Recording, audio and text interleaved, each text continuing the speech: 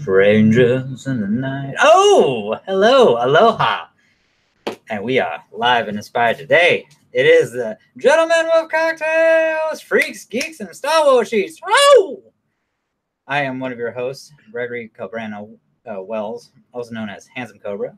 And here's my co-host, Chris Schwartzlander, creator of Tripping Over Reality. It's good to see you, folks. What's going on? Not much, brother. How are you doing? Dial it down. Too much coffee. I thought you were going to say too much cocaine. well, I didn't want to announce that, but thanks. No. Thank Christ we're not monetized, because we totally be like. Yeah, we call it coffee here. No. Yeah. Oh yeah, coffee. You know, the special blend. Nose coffee. Yeah. Yeah. Exactly. I have sinus problems. I'm not sure if it's because of that. You know, I fucking, man, just when you said that, dude, it reminds me so much of the fucking. You've seen Crocodile Dundee, the first one, right? Oh yeah. When he's like doing when he's like, oh yeah, hey, out, back where I'm from, we do you just put it in the bowl and you put the towel over your head and you keep on doing it. And he takes this fucking Coke and puts it in the water, like dilutes it and shit. And then fucking has the guy like fucking inhaling the fucking steam from the water and the fucking, oh yeah. It's like, oh my gosh, it's so fucking crazy. But yeah, man. What's going on, man? Nothing much, man. Got a big week coming up.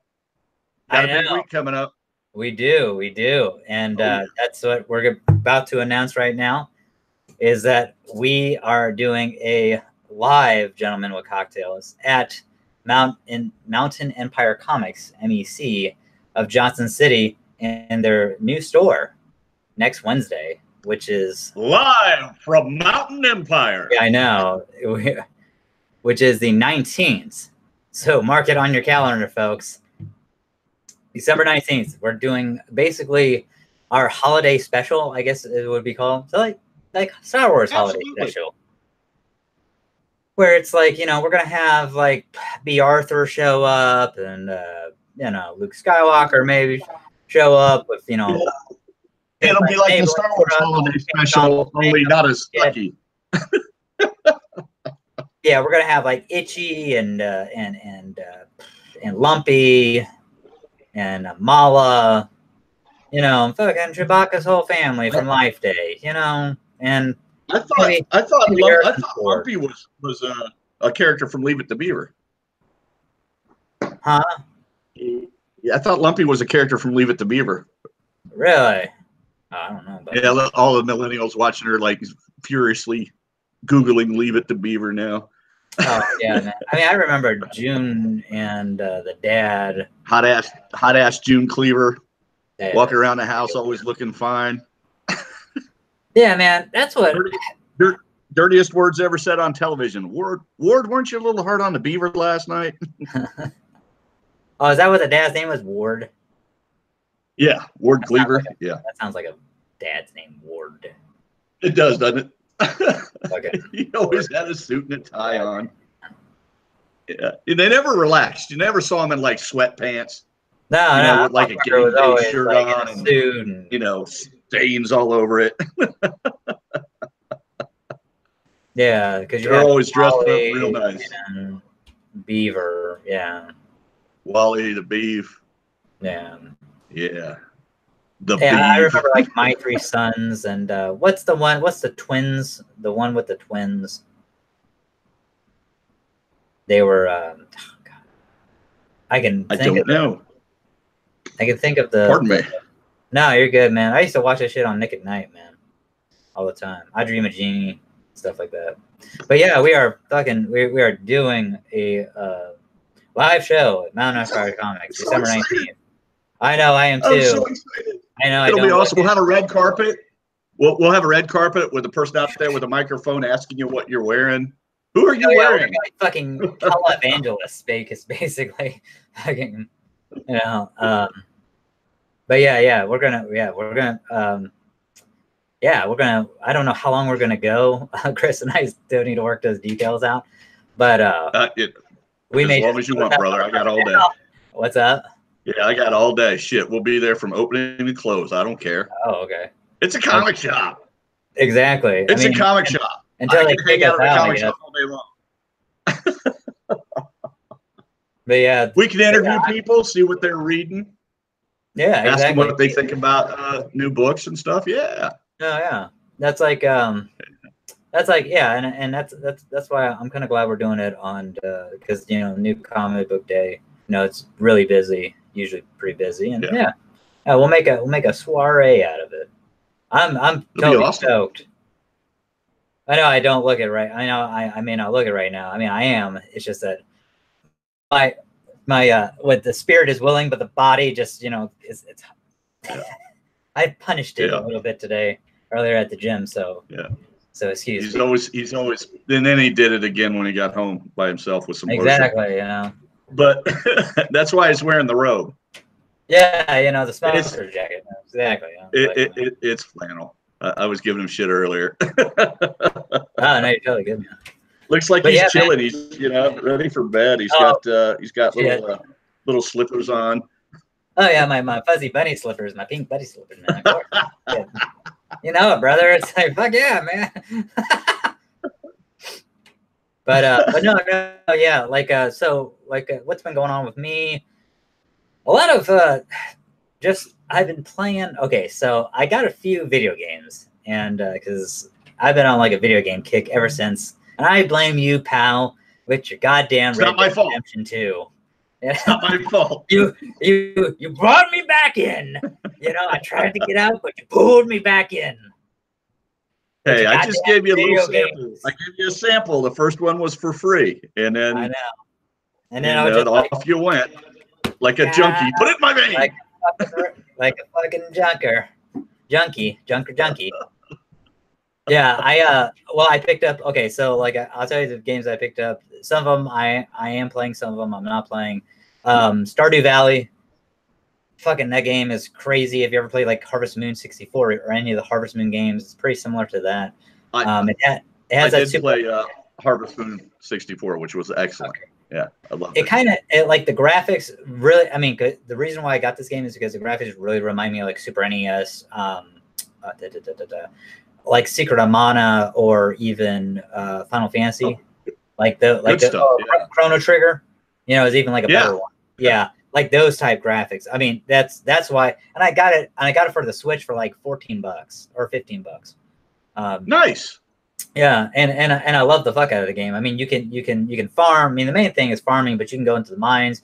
You can kill skeletons and ghosts and shit. And the bad thing is, man, is that there's like a time limit for each day, and there's 4 seasons, which a season is like 28 days in this game. I think 1 day equals like 10 minutes real time or 15. I can't remember. Yeah, that's what I'm saying. It's like super fast. Can you slow the time down? No, you can't, unfortunately. Any options? Oh, that's a shame. Like basically, like if you get caught out, like let's say you're not in your home in your bed at 2 a.m. before 2 a.m. you basically pass out, your money gets stolen, and you wake up and you have like half energy and shit. You have like health and energy. Health. Yeah, it's really. And your ass is sore. Yeah, pretty much. It's like, oh god, I gotta stop drinking Bud Light. I got rolled by some winos. Yeah, I mean, it's like, I had no fucking instruction. I mean, dude, basically, I had to fucking YouTube how to play this game. Because I was like, I didn't know what the fuck to do. But I mean, I've heard so much good stuff about it. I was like, man, $15, man, I'll get it. Fucking, whatever. That's cool. And, that's a good deal. But yeah, I got that. I've been playing the fuck out of that. Now you're gonna laugh at this one, man. I got Pokemon Let's Go Eevee with the Pokeball, because you get the Mew with the Pokeball. And the only other Pokemon game I ever played was Pokemon Stadium for the N64. And the reason why I would do that is because usually I get fucking drunk as a skunk and I play that. And I would fucking play like Blastoids. And he's like the what is it? fuck, the Squirtle's like a evolved form, and I would like beat the fuck out of like Mewtwo and shit, and yeah, so yeah, that and then so this one is more like a child's game, so you know I have the mind of a child, so it kind of helps. You know, it's like that's one of the flaws. You know, one of the prerequisites of having this beautiful, sexy body is, you know, I have to have the mind of a child. One of the downfalls, man. But yeah, and then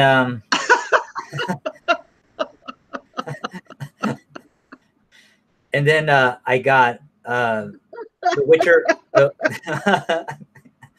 I figured you'd get kicked out of that. I got The Witcher 3, the Wild Hunt, the completed edition, which I haven't played that yet. I hear it's phenomenal. Looking forward to it. I got Monster Hunter World because in was it early next year? I picked that up for like less than $20 at GameStop. People, if you're, how is that? Is it good? I haven't played it yet. I fucking bought it because it was on sale for like $20 or less than. Dude, I need to get that. I need to get that. Looks I've been wanting to play I it. will say that people, man, like when I picked it up, like people like, dude, you're getting fucking this. I'm like, yeah, why? Is it great? You know, I was like, yeah, it's fucking. But also too, like next year, like early next year, Geralt from The Witcher is going to be a playable character in the Monster Hunter world. So really, yeah. That's awesome. Yeah, because like I saw the trailer, That's awesome. and then I got Soul Calibur 6 because I love the Soul Calibur games. I got that for like $30. I got that for half off. And Wow. Geralt's the special character in that. I don't know if you remember, was it Soul Calibur 4, where if you got the Xbox 360 version, you could play as Yoda. Fuck, I think the PS2 or no, the PlayStation 3 version was Darth Vader. Or Darth Vader's apprentice from The Force Unleashed, and because there was three of them, and yeah, I remember when they did that. I've never played Soul Calibur. I love those games, man. I'm not a big fighting game guy, except for the DC shit. Oh, Injustice. Yeah, the Injustice games I love because I get to play as a DC character. I didn't, you know, I'm not a big Street Fighter fan. Really? I didn't like Marvel Universe Capcom versus Capcom. Oh, I love it's just so. I mean, graphics have evolved. Come on, the games can evolve too. They don't have to look like they look. Well, I mean, like a lot of the games like now that like they're 3D and stuff, like especially like well, see, Soul Calibur. The thing is, like with that, where you can actually sidestep in Soul Calibur. Like the Soul Calibur was the first game where you could actually like you could pivot, and it's hard because you actually have to. I can't remember what it's like. You actually have to like I think push down and then or at an angle and then hit another button so you can pivot and like, you know, kind of go bump, bump, bump, bump, bump, bump. And it's like the first game to do that. And where it had that. I did like Virtua Fighter 360. Which I thought was fun. Which one's Virtua Fighter? Virtua Fighter. It's a fighting game. This is Sega. Yeah, Virtua Fighter. Yeah, I got you. Yeah, that's the you want to talk about fuck, man. Like, yeah, because that you could do that in Virtua Fighter 2. You could pivot and stuff like that too. But it looked shitty as fuck, man. Virtua Fighter. Yeah, I remember playing that in the arcade. It looks better now. I mean, the later games look better. See, I love like Tekken, man. Tekken is my jam, bro. Tekken. Yeah. Good stuff. Well, see, that's good stuff. I'm just not a fighting game guy. I never have been. I haven't, I wasn't a Mortal Kombat guy. I mean, it's fun, but after 10 minutes, I've lost interest. It's the lack of. I like games with a campaign and a storyline. Well, and fighting games usually lack that. Well, see, one game that I picked up. All you're doing is fighting. one game that I picked up that you may like. I mean, it's not on the Xbox. It's on the PS4. Where you're talking about campaign is Persona 5, and that, from what I hear, is like 120 hours of like just straight up storytelling, and it's and nice. Yeah, I picked that up, man, for man, how much did I pick? I think it was like $20 too. Like, man, there's a whole bunch of games at GameStop on sale, like new. So yeah, you know, anybody out there, it's like, yeah, well, it's that time of year. It's that time of year. It's that time of year. Oh, Venom's on Blu-ray in 4K. Yeah, I meant the fucking no. It comes out the 8th. Yeah. Did you pick it up already? I thought it was out. No, a friend of mine posted a picture of it today. It's coming out? Yeah, it should be out the 18th. Next. It's probably, he probably has a digital copy. Because yeah, I'm picking it up next Tuesday when it comes out, because I always get physical. But yeah, dude, I can't wait for that. But yeah, and the last game, I'd like to have it. The last game that I bought, and I fucking love it, but I also hate this game, is Super Smash Bros. Ultimate for the Nintendo Switch. I love Super Smash Bros. Oh, I do too. I mean, this one though, I don't know. You know, I totally contradict myself when I say that, because that is just a fighting game. Well, okay, so but this one actually has a campaign called the World of Light, where you can go and do it. Yeah, you start out as Kirby in it, and you have to like free the soul. Oh, Kirby. Yeah, dude, Kirby's fucking badass in the game. I mean, but you have to free the souls, because there's 3 modes. There's classic mode, there's Smash mode, and then there is adventure mode, which is the World of Light. And like, I suck at the World of Light, I'll say that.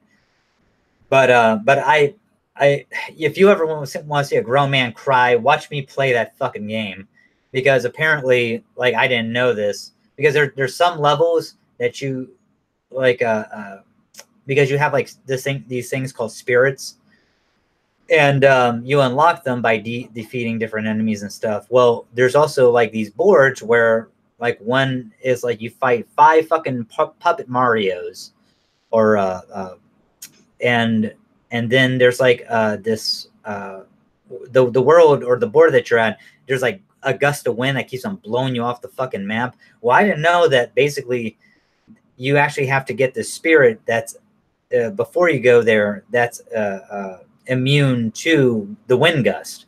I didn't fucking know this, because it's basically like an open world campaign. Like, you can go like this path or this path or that path.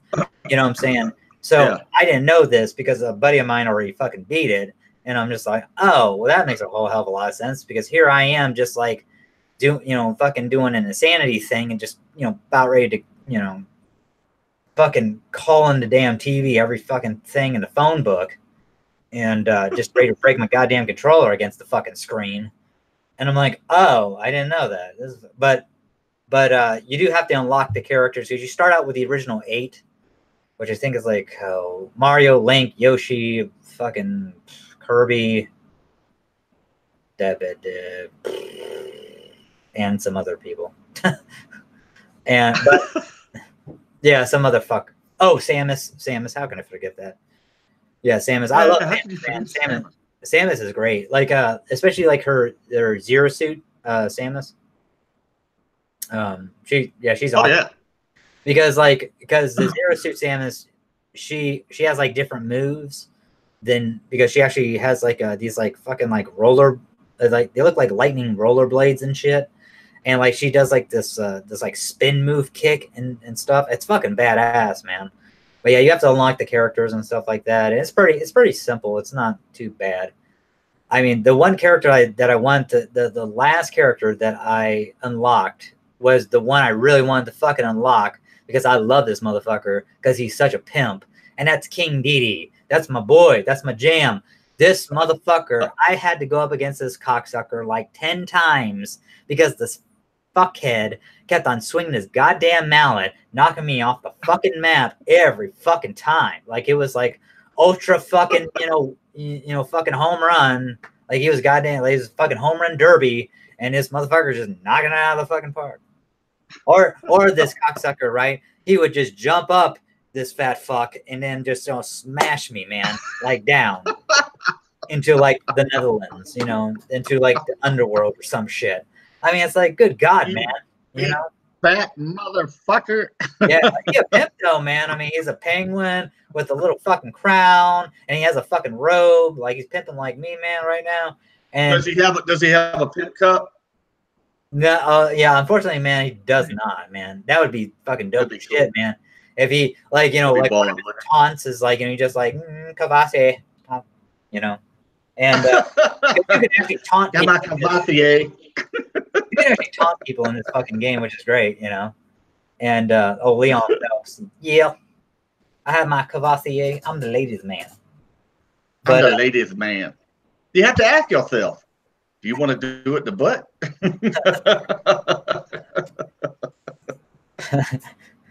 Take your lover by the hand and do it in the butt. I love that movie, man. I mean, even like Tim Meadows, man. His skits on SNL were fucking classic, man. I love that shit. Tim Meadows was awesome. He was on that show forever. Yeah. You know, he was their go-to guy. I mean, he was on there through like what, 6 seasons? It seems like. Yeah, because he was like, I think he was like a featured regular, and then he became like an actual like cast member. I mean, because that's like what like Adam Sandler did at first. Like Adam Sandler wasn't a cast member at first because, you know, they have like featuring Adam Sandler, David Spade, you know, and stuff like that. Chris Farley, and but then you have, because they go through like the original cast or the regular cast, and then the featured cast, and yeah. And yeah, Tim Meadows, man. I mean, I love that movie. I mean, it's funny. And fucking that movie's funny as shit. Fucking goddamn, what's his name? Oh, fucking, he's in a new Sherlock Holmes movie now. Oh, Talladega Nights. Will Ferrell, yeah. That guy with the fucking baby oil. It's like, come on, Todd, we all know you're gay. It's like, you know, it's like, what type of grown man lathers himself up with baby oil and then wants to wrestle? That's just fucking gay. It's it's like, yeah, it is kind of weird that you're doing this right now. It's like, and then at the fucking end, he like takes the gun. He's like, no, and he keeps on doing like different poses and shit. Like, no. He's like, oh, okay, I'm just joking. Just one more. It's like, you know, what the fuck, man? I mean, Jesus Christ. Well, I did like Anchorman though. He's fucking like I haven't seen the second Anchorman, but I love like Anchorman, The Legend of Ron Burgundy, man. Dude, Anchorman was incredibly funny. The second one, man. Horrible. It falls apart. It starts out well, but it falls apart halfway through it. Okay, so real quick, does Christina Applegate's character die in the second one? No. Okay, then why the fuck is he trying to get with the other lady? Like, he goes like, I think they broke up. It's been a while since I've seen it, but I think they had broken up. Oh, okay. Because I was trying to remember. He has a kid with Christina Applegate's character. Yeah, I can't remember. It's been a while since I've seen it, and I didn't like it, so I didn't do a rewatch on it. Not really. Yeah, so it really didn't stick to memory. You know how it is. He's like, I hate that. I'll never watch that again. Yeah, it's like, I just seen the commercial, man. Where he's like, you know what I'm saying? You know, it's like, what the fuck? He's at the dinner table. I went ahead and I rewatched Godfather 3. I was going to ask you about that. It's still one of the most boring movies I have ever seen in my life. You gotta be kidding me, man. It's just there's just something about it, something missing in that movie. It's so boring. Tom Hagen, man, is missing in that movie. There were brilliant parts. I will admit, there were brilliant parts of the film. Mm-hmm. The problem is, the Godfather films are notoriously slow anyway. Yeah, I was about to say, you really have to. You really have to stick with them and enjoy the story. The third one is notoriously slow and dull. And I just didn't. I got to the point where I'm like, I don't care. When what's her name gets killed at the end. You know, Mary, yeah, Maria, yeah. I was like, good, it's over. Well, okay, I can go to bed. But you see what I was talking about, like Sofia Coppola does not like really have a lot of screen time. I mean, she has like 1/12 of like that fucking movie in screen time. She may have like fucking 10 minutes, you know, like but she just dialogue. She sucks the life out of the film. And now I'm sure she's a wonderful woman. I hope she's not and never sees this. Because she's probably gonna see this. She's beautiful and stunning, and I'm sure that she's improved in her craft over the years, even though I've never seen her in anything else. However, when she's on screen in The Godfather, and I don't know whether it's the director's fault or her lack of skills as an actress, she just sucks the life right out of the scene. Okay. It's just horrible. So what scene are you actually talking about here? Like every single scene she is in, she can't act. Okay, let me tell you, man. Like the scene between, it's like she's reading. It's almost like her uncle is holding up cue cards for her to read, then she reads them badly. It's horrible, man. I will say it's horrible. I will say when you put her opposite of an incredible actor like Al Pacino, you know, if you're going to have someone on the screen with Al Pacino, they've got to be as competent at acting as the man that's on the screen with him. Okay, so what did you think about the guy who played Tony, the brother? He really wasn't in the movie that much. There wasn't much going on with him, you know, other than I'm going to stop pursuing my my career in law, and I'm going to become a singer. Okay, yeah, and he was in opera, and he did a really good fucking job at the end. And also, too, he sung the song to fucking his father that made him that reminded his father of Apollonia. His first. Yeah, well, I mean, I'm not saying whether he was good or bad. I mean, he was serviceable for the role he was in. He could act. He was believable. Maria just wasn't believable. I didn't believe her as the character that she was. Okay. Sorry, I just didn't. No, you're good, man. I will say this, man, and we put the. I had forgotten how beautiful she was. She is definitely a stunning woman, but the scene that kind of. I will say that in the beginning, like what we were talking about last week, you know, in the beginning, I think as the movie progresses, her scenes get better and better. I think that her best scene is with the guy who plays the brother, Tony, and Al Pacino, and when they're walking in the courtyard of Don Tomasio, and Cheadle. Was it? What is it? I have no idea. I said Don Cheadle. Oh. Yeah, I think it's Don Tomasio. It's the one that took. I think it is. But when they're walking down that wall, and basically they're both the Al Pacino and Tony are basically saying, "Hey, listen, look, you and Vincenzo, you can't fucking have this relationship. Number one, is dangerous because he's a criminal and he's in this criminal element. Number two, you know, and I love how he says, hey, you know, it's your first cousin. And she's like, well, then I'll love him first. I love how she comes back with it because it felt very organic and natural. And it was very witty. I don't mind my one-eyed babies with the eyeball in the middle of the forehead. That's all good with me. But see, these are my cyclopean children.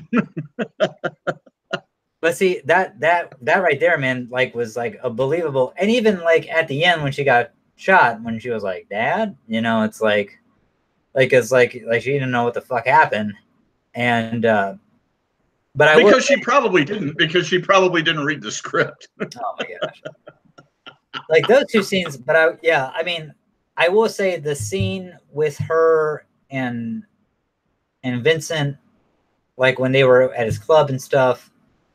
he was like teaching her how to make the bread, and I actually liked that. I thought it was very endearing, and I liked it. I liked it between both actors. Well, I mean, like I said, there were some brilliant spots in the film. I just found it very boring. I think they could have punched it up a little bit. But my assessment on the film hasn't changed. It's still, in my opinion, the worst of the three films. Oh, you're good, man. Like I said, it's the Rocky Five of the Godfather franchise. Everybody's entitled to their opinion, man. But and Maria is Tommy Gunn.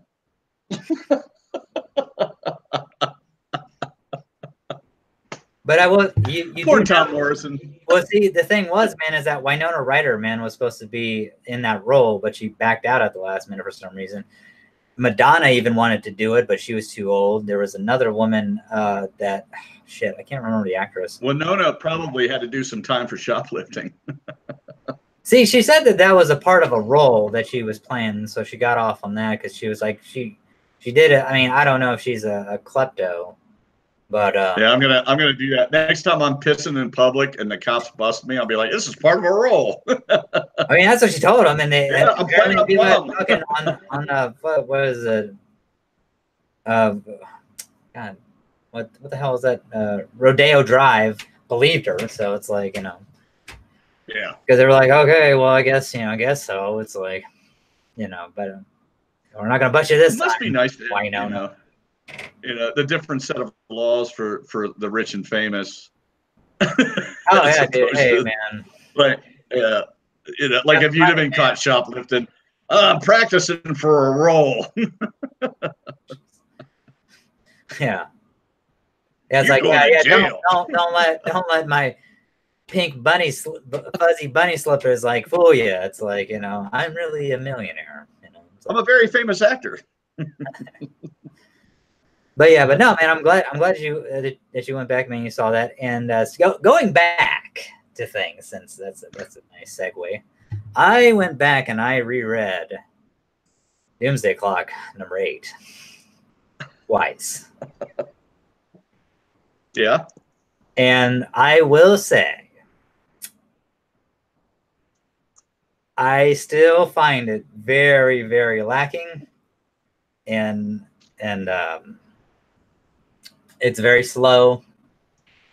But the thing that went, for those of you wondering what he's talking about, Doomsday Clock #8. Oh, fastest. So yeah, that's what we're talking about. Doomsday Clock #8. I will say that going back and seeing the art wasn't. It's still there are certain times, especially with like Lois Lane's face, that just kind of like, I'm like, okay.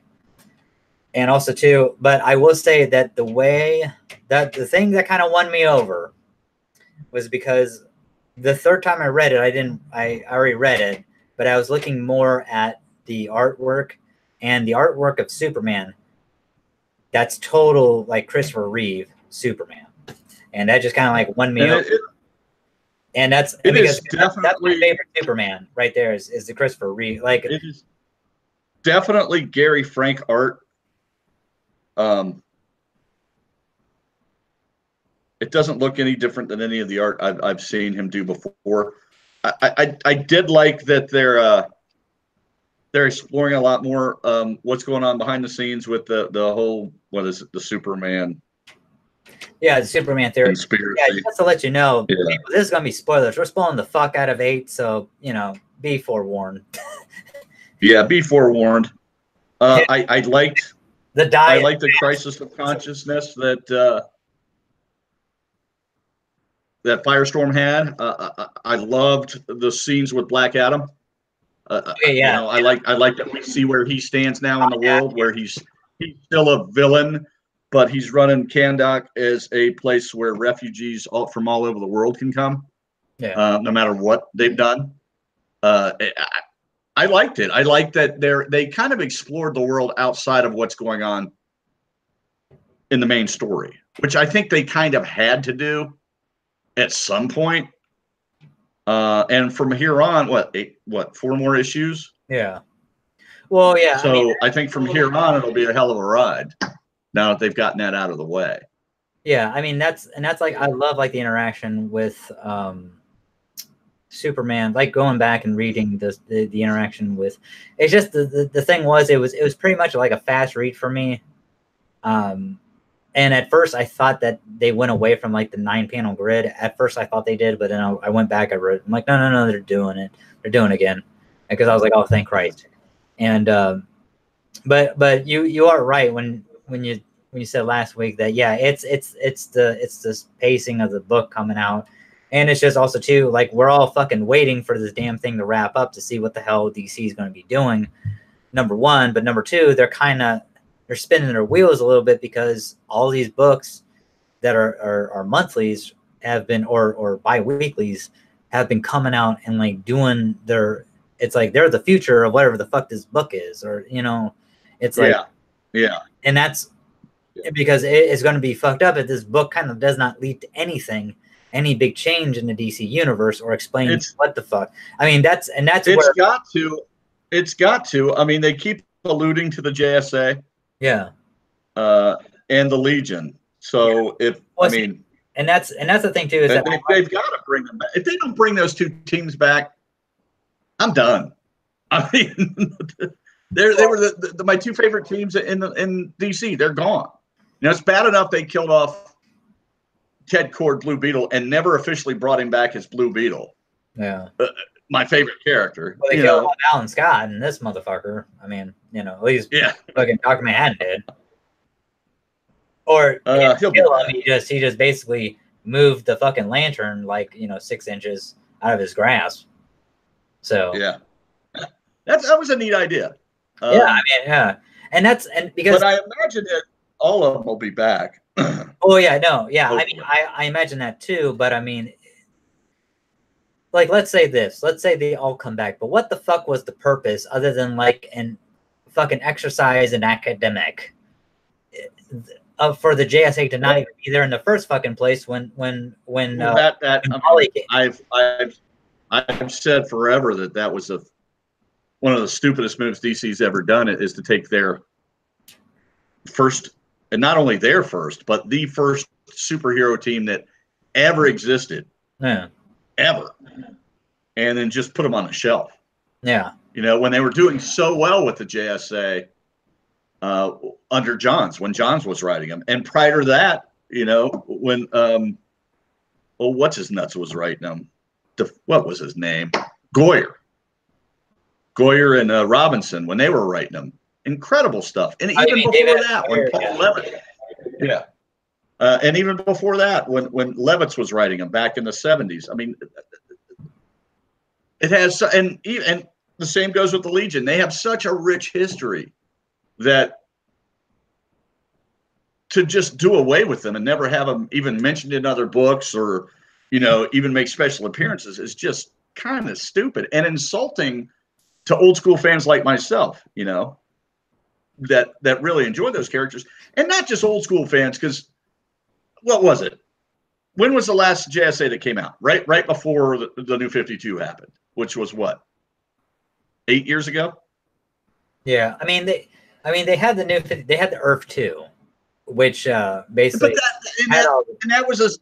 that was a spit in the face to people who liked the JSA, because it wasn't the JSA. Yeah, it was a bunch of posers. It was crap. Just wasn't well written. It wasn't well put together. I read every one of them because I was hoping for a JSA, and it just, and am I biased? Yeah. And that may have tainted my feelings towards the Earth 2 book because it wasn't my JSA, but it rang hollow in my opinion. I mean, I didn't like what the New 52 did with Superman. I didn't like what they did. I mean, I understood why they did that with Superman.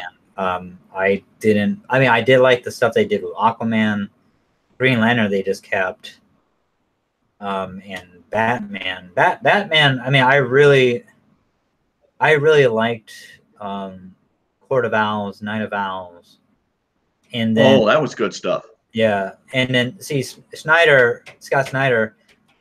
I thought Endgame was phenomenal. That was the last one before they did DC Rebirth. What was it? Death of the Family was the that was the one where the Joker cut off his face. Well, he actually did that in Detective Comic Books #1, New 52. And then Death of the Family was a continuation of that. Yeah, I like what Schneider did with the Batman storylines. I did too. I thought it was excellent. I wasn't a big fan of as you know, the Batman Metal storyline, but I wasn't. That's neither here nor there. I did like the solo ones. Like I love what was it? Batman Drowned. I liked I like the alternate reality Batman. The single solo books. They were good. They were good. I didn't really care for I didn't get the Destroyer. I didn't get the Wonder Woman one. I love that one where he gets the fucking helmet of Ares and shit, and he kills fucking Diana because Bruce is like so corrupted by power and shit by the helm because he's like, oh, I can control it, and this fucking hubris. Oh yeah, dude. I mean, I love but yeah, I really wanted to see. I did not want to see Daniel Hall fucking dream. I wanted to see fucking Morbius dream. Yeah. The fucking Endless. I didn't want to see that motherfucker. Morpheus. Yeah. Morpheus. Yeah. Yeah. Morpheus. Yeah. Sorry. I just felt to me like Scott Schneider was trying to channel Grant Morrison. And be all weird and odd with his storytelling and do all this avant-garde kind of storytelling and to be quite honest, the last person you want to channel is Grant Morrison. Well, that's a funny thing. I'm not, as you know, I'm not a huge Grant Morrison fan. No. And as anyone who's talked to me knows, I'm not a huge Grant Morrison fan. I like some of his work. I don't like all of it. I am enjoying the new Green Lantern series. Oh, so you've read it? So you've read #1 and 2? I read issue 1. I haven't read issue 2 yet. See, like, yeah. I mean, I have. See, I'm down for it at Mountain Empire Comics. You know, Mountain Empire Comics. We're going to be doing the live stream this Wednesday, the 19th. Hold on. Put it up one more time. 19th. Wednesday. Monster trucks. Green Lantern. Yeah. But it's good. It's good. But you can see, have you read the first issue? Yeah, I've read issue 1 and 2. I have both of them. And okay. Yeah. You can see those sparks of Morrison weirdness in it. Oh, but fortunately he doesn't go off on a tangent where by the end of the storyline you're like, the fuck did I just read? You know? Okay, like I love the first issue. The second issue, I'm like, I mean, because really? I don't really, because man, well, I mean, I'll just talk about it a little bit. The second issue, man, it has to deal with this fucking space pirate and basically fuck, man, I can't remember because you know how the first one ends. What was it? The antimatter lantern. That was the antimatter lantern. it doesn't go into any of that shit in the second one. It doesn't go into any of that shit at all. What? Another fuck. Yeah, that's what I'm saying. It's like haha, you know, it's a cliffhanger. It's like, okay, this is fucking baller. The next one doesn't even go into it, and it's just like, all right, what the fuck? I mean, yeah. And you know, the art and the coloring in this book are beautiful. Yeah. Beautiful. Like just gorgeously rendered. I don't know if anyone can see that. But that is just incredible looking. Yeah. I mean, it's just gorgeous. It's a gorgeous book to read. And I'm gonna be saddened if it spirals into some Morrison acid fest. You know? And that's the thing, man, is that Well, there's like, have you ever heard of a character called Evil Star? I don't know. No. Okay. Yeah, because they go about this fucking, apparently he's from Earth, and it's like Evil Star has like this, like a gauntlet or power ring or some shit that that can basically suck the power out of a fucking sun, and he can control. They can basically, they have the power of a, he can destroy like whole worlds with the power of a fucking sun. You know, apparently he's been around for a bit.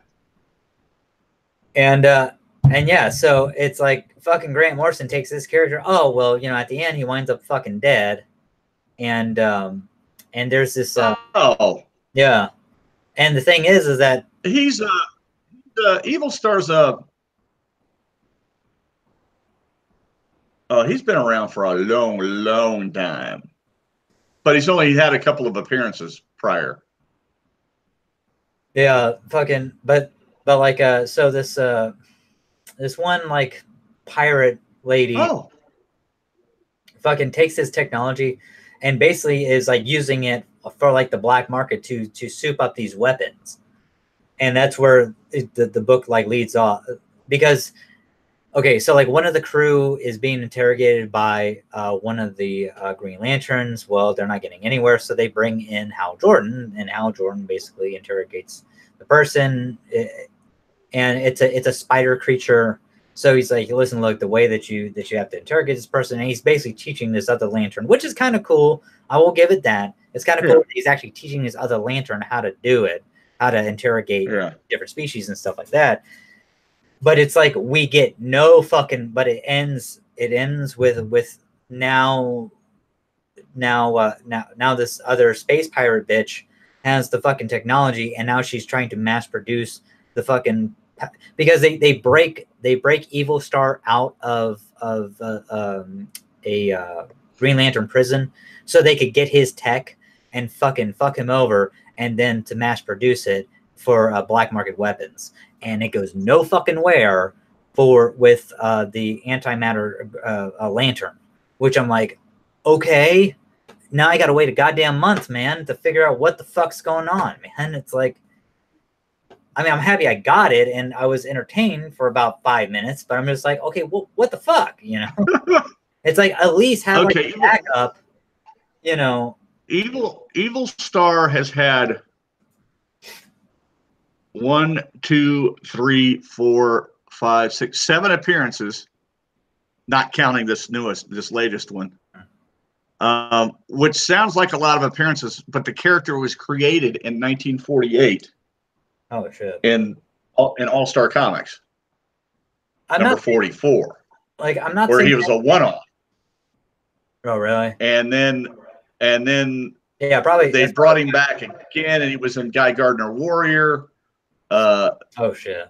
2 back-to-back issues of Green Lantern Volume 4, Batman and Darkest Night, and both JLA and Other Nails. Holy shit! Elseworld stories, but I mean, he's not, you know. Yeah, he's like a character where they could kill off, and you know, it's not being. Yeah, they can do whatever they want with him because he's not. Well, they can either make him great, because you can do that with characters that are not used that often. Yeah, like Dr. White, you know, they did with Secret Identity. Yeah. Bring him back and turn him from a jobber to an awesome villain, or you can just kill him off and no one will care. Yeah, like, I'm not saying that the book is bad, and I would never. I'm still intrigued to see where this goes, because because I want to see, because okay, this is what's so disappointing, because I want to know, man. I know he says that what's that blonde-haired lady's name that he was fucking in the book, in the first one? Oh shoot! I know he says her name, man. Within, I think it's like the second or third. You gotta say it like that. You gotta say it like that. What? That he was fucking her. He can't just be dating her. He was making love to her. Man, there's a panel of them fucking, you know. He's giving her the high hard one in this one. I actually like that. That's why they call him. That's why they call him Highball. By Liam Sharp, man. I love that, dude. How their bodies are entangled and shit, and you have like the weirdness, man, in the background. That's pretty fucking dope, man. Like, I actually like that. What the hell is her name? It's like Eve or Evie, some shit like that. I know she's an old character because I think I looked her up or something. And yeah, there's her. There she is, but I don't. What the hell is her name? Because he picked up like groceries, or she picked up groceries. I can't fucking remember. Yeah. Somebody picked up fucking groceries and they start fucking. She picks up groceries. She brings groceries home. I don't think he mentions her name, does he? It should be at like. It doesn't seem like. Huh. Eve. Yeah, it's Eve. Yeah. I knew I read it, man. I was like Eve or Evie or some shit like that.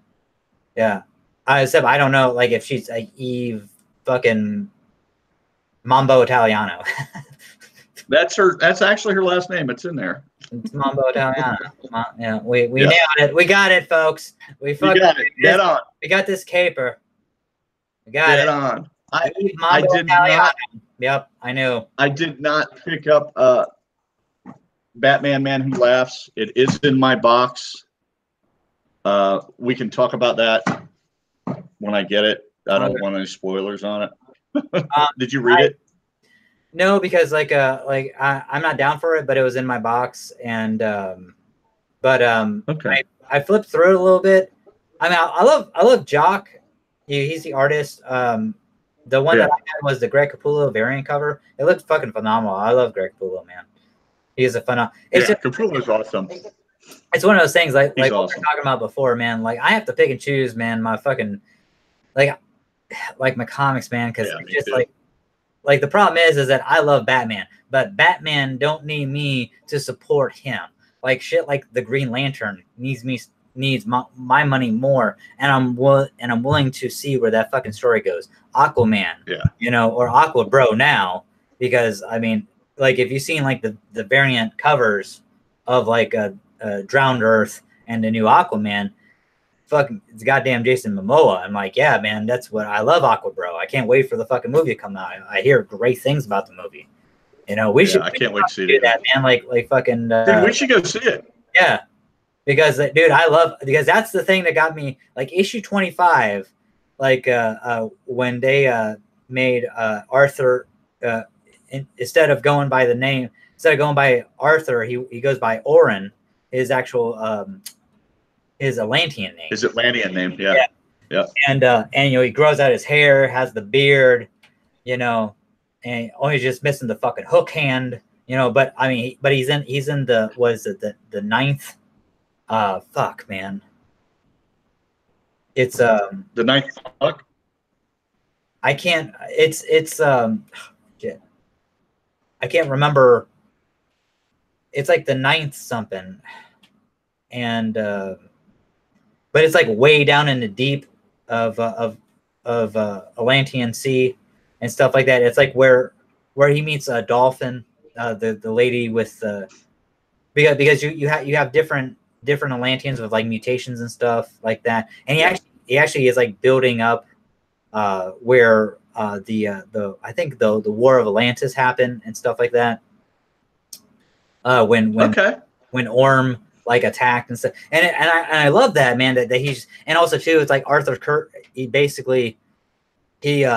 Arthur Curry is supposedly dead and stuff, and like basically this is they're saying that this is the ghost of Arthur Curry, that like he's like a tortured spirit and stuff, and it's actually pretty cool, man, because in one comic book he actually takes like the fish and stuff like that and like the sea creatures around him and like masks himself so where you can't see his face, and in like one thought bubble one thought block he's like, yeah, I learned this from a friend, referencing Batman, to see, because he's like I learned to fight in the shadow from a friend, and I'm like, oh shit, he's fucking referenced Batman. That's cool. Nice reference.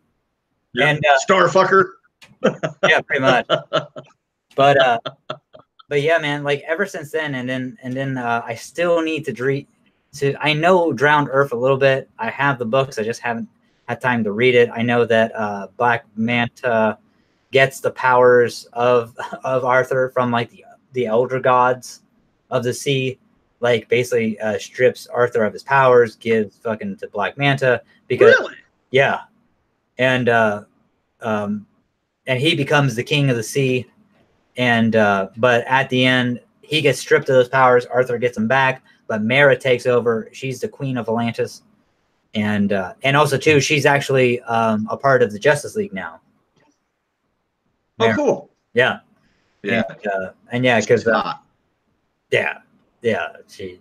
yeah, Amber Heard, man, it fucking she looks gorgeous, man, in that fucking suit. Yeah. Oh yeah. I love her powers. So I love her. Oh yeah, her ability to use water telekinesis to use the water. Yeah, water kinesis. It's amazing. Water kinesis, yeah. Or is it aquakinesis? I love, man. It's especially like, Batman Damned. Yeah, I haven't read that. Have you read that? I've read this. Well, hell, man, let's do it up, bro. I love it. I love it. Any side boob? There's. They could have made this. Vagina? They didn't have to make this a mature book. What's that? They didn't have to make this a mature book. They could have cut out some of the cuss words. It could have been a standard book. There's a lot of fucks in it. You know. Oh, wait, like just a lot of bad language. The only thing that I do not like about this are the flashbacks they're doing to young Bruce Wayne as a child. Okay. And he's watching his parents argue. And they're basically hinting around that his dad was a cheater and was cheating on his mom. And I that kind of flies in the face of everything we knew about Thomas Wayne, who seemed to be a straight shooter and a good man. And his son always looked up to him and wanted to emulate him and be like him. It seems to me like they're gearing it towards making him a mama's boy, which, I mean, I'd be fine with if that's the way the character originally kind of evolved, but he really wasn't that. He loved both his parents equally. I don't like kind of shitting on established history, but the story's great. But it's technically an Elseworlds, so that's what Black Label's all about. Well, then I'm good with it. I have no problems with it. It's not main continuity. It's not. That's the thing. That's why it made no goddamn sense for them to, number one, to take the bat dong shot out, for like reprints. Yeah. I'm glad I have it. Yeah. I mean, it's like, well, see, that's like I'm getting. When I get horny, and I only have fucking one. But I don't really give a shit. When I get horny, I look at my Batman Damn #1 and look at the bat dong. Yeah, exactly, man. Just like, you can barely see. It's in shadow. I mean, it's not like he's got some throbbing heart on. I mean, it's just him nude in shadow. Yeah, he's you know what I mean? Fuck, man. It's like, yeah. I mean, man, I don't know. I mean, the art is this is some of the best art and coloring I have ever seen in this book. It's just amazing. Yeah, Lee Bermejo, man. Like, and the thing is that he's European, dude. I think he's Spanish, like from goddamn, like he's a conquistador, fucking from Spain, and that's how they fucking draw, man. I mean, they fucking draw like that because, it's like it's fucking European. We don't fucking censor our shit, like you goddamn American. Every page is just. It's a feast for the eyes. It's like watching a film. So if you're not reading Batman Damned, you're missing out. I mean, it's an extra sized book. It costs what, $6.99? Yeah, that's nothing. When you're looking at these regular sized books that take you 5 minutes to read for $5. Well, how? Okay, it's let's unpack this issue. What's so I know the last part. I mean, I read the first one and I remember seeing Zatanna was the street corner magician. She was hustling dudes, with her magic show, but I think she knows real magic too. But she's just doing this street magic on the side. So where does this pick up? How does it relate to the first one? This picks up as you know, in the first book, the Joker was supposed to have been killed. Yeah. But there are rumors that he's still running around. Okay. It picks up with Constantine and Batman, doing the Gotham tour still. Oh, okay, cool. And he's looking around for information about the Joker. The Batman is. He's trying to find people that might have information on him. Okay. And then they do the flashback, and then he runs into a nightclub where he thinks he can get some information. And you run into the Elseworlds version of Etrigan, Jason Blood. Hold it up a little bit.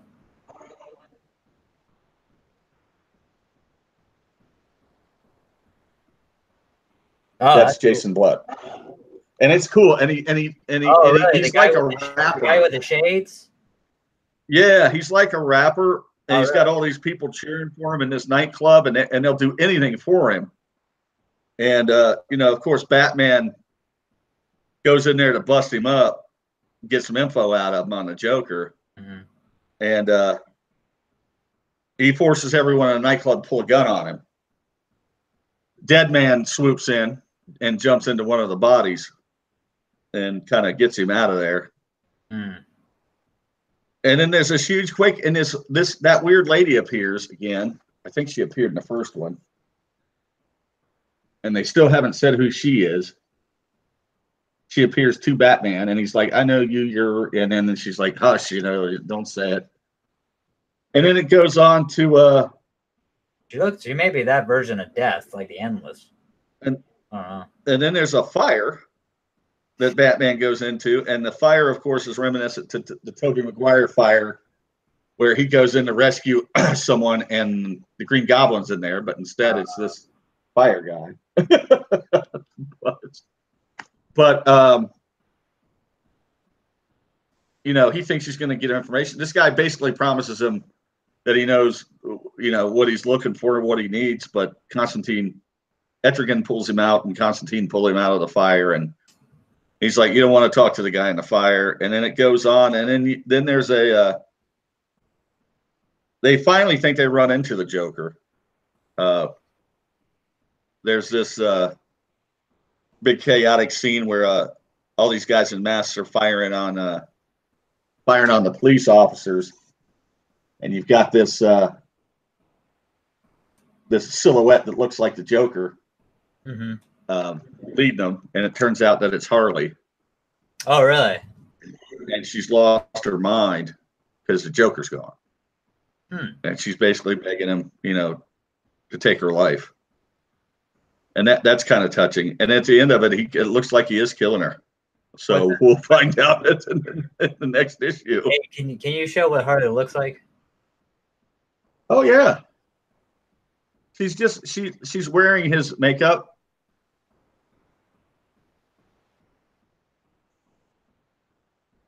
Oh shit, damn dude, that's fucking dope.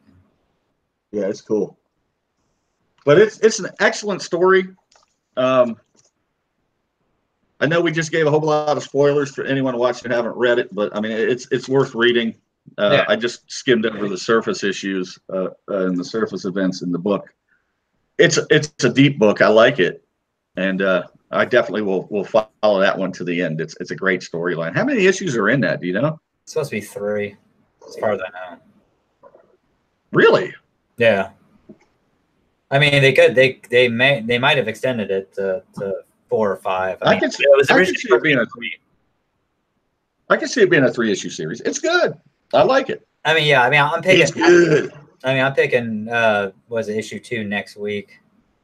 And also too, I'm down for 3 as well. So, because you'll like it.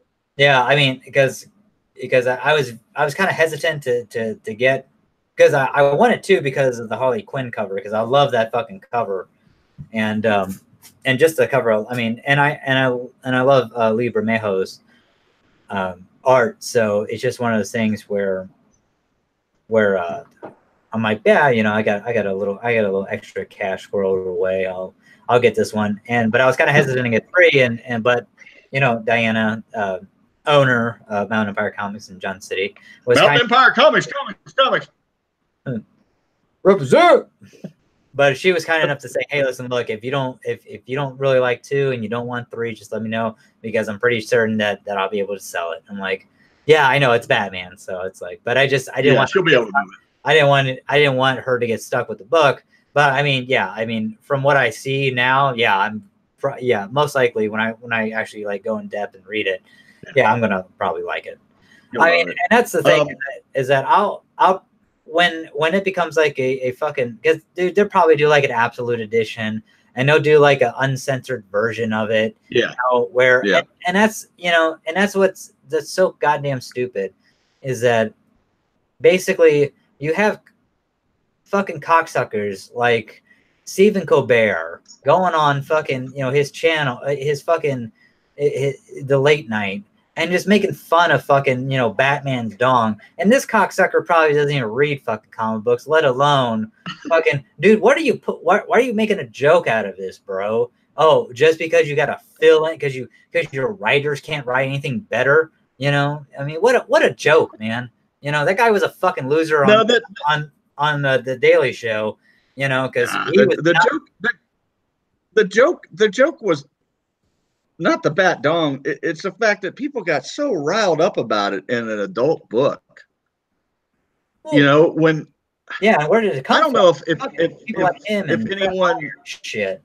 I don't know if anyone watching has read any of the old Warren horror magazines, Creepy, Eerie, Vampirilla.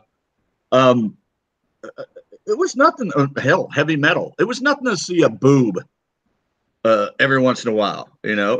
And have we gone so far backwards in society that we can't have an adult magazine with the nude form in it? You know. Yeah. You know, I don't get it. I don't really get. I mean, the thing is that I don't really get what the fuck it's all about. Like, we see tits, and, you know, sometimes we see like bush, sometimes we don't, but you don't really actually see vagina. You may see lips sometimes, but you don't actually see the actual vagina.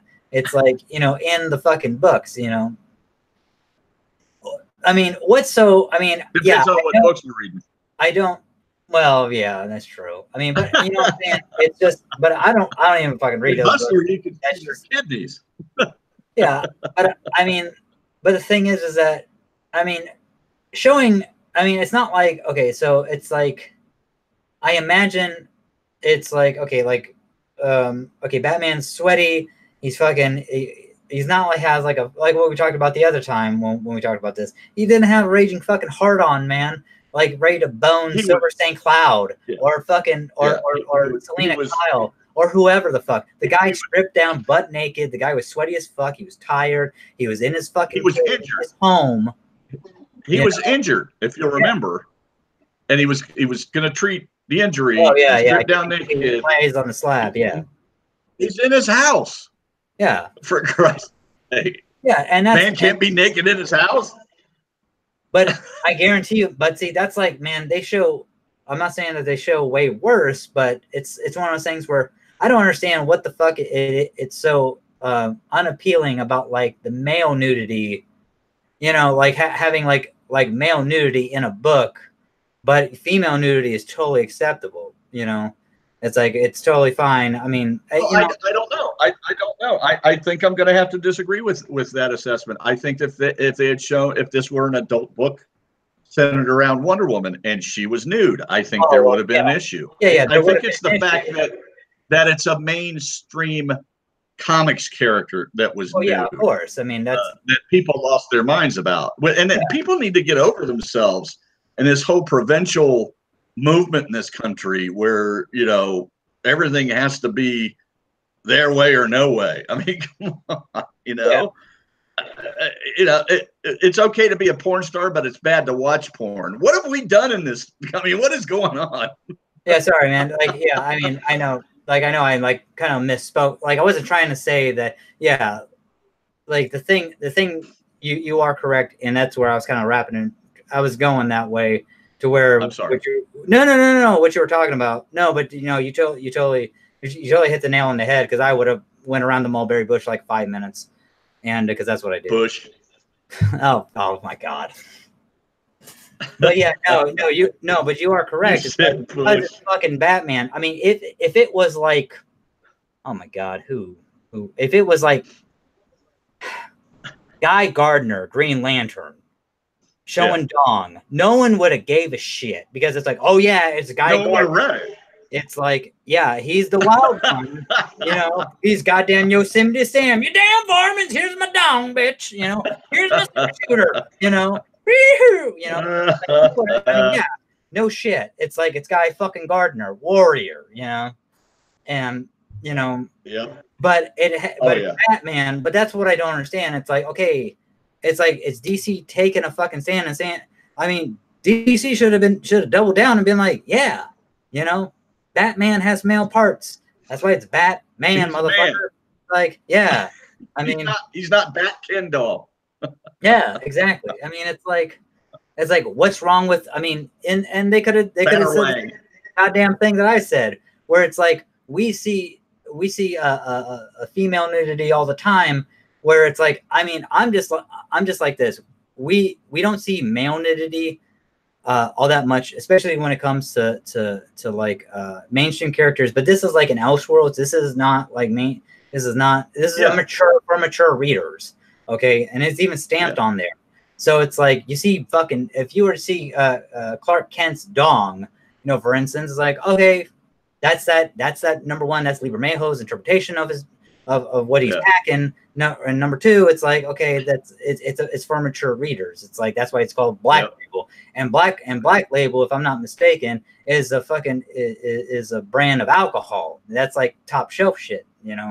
What the hell is DC fucking? Unless it's beer. What's up? Black Label beer is horrible. Oh, really? Is there a Black Label beer? Yeah. Well, I know Black Label Society. It's great. It's bottom of the barrel beer that they called Black Label, hoping to sell it. Oh, really? Shit.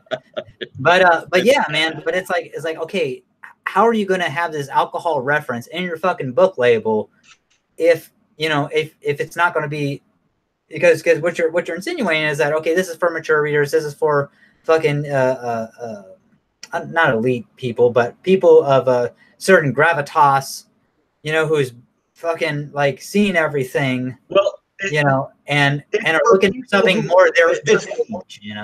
It's for people who aren't easily offended, and apparently the wrong people picked up this book. Yeah.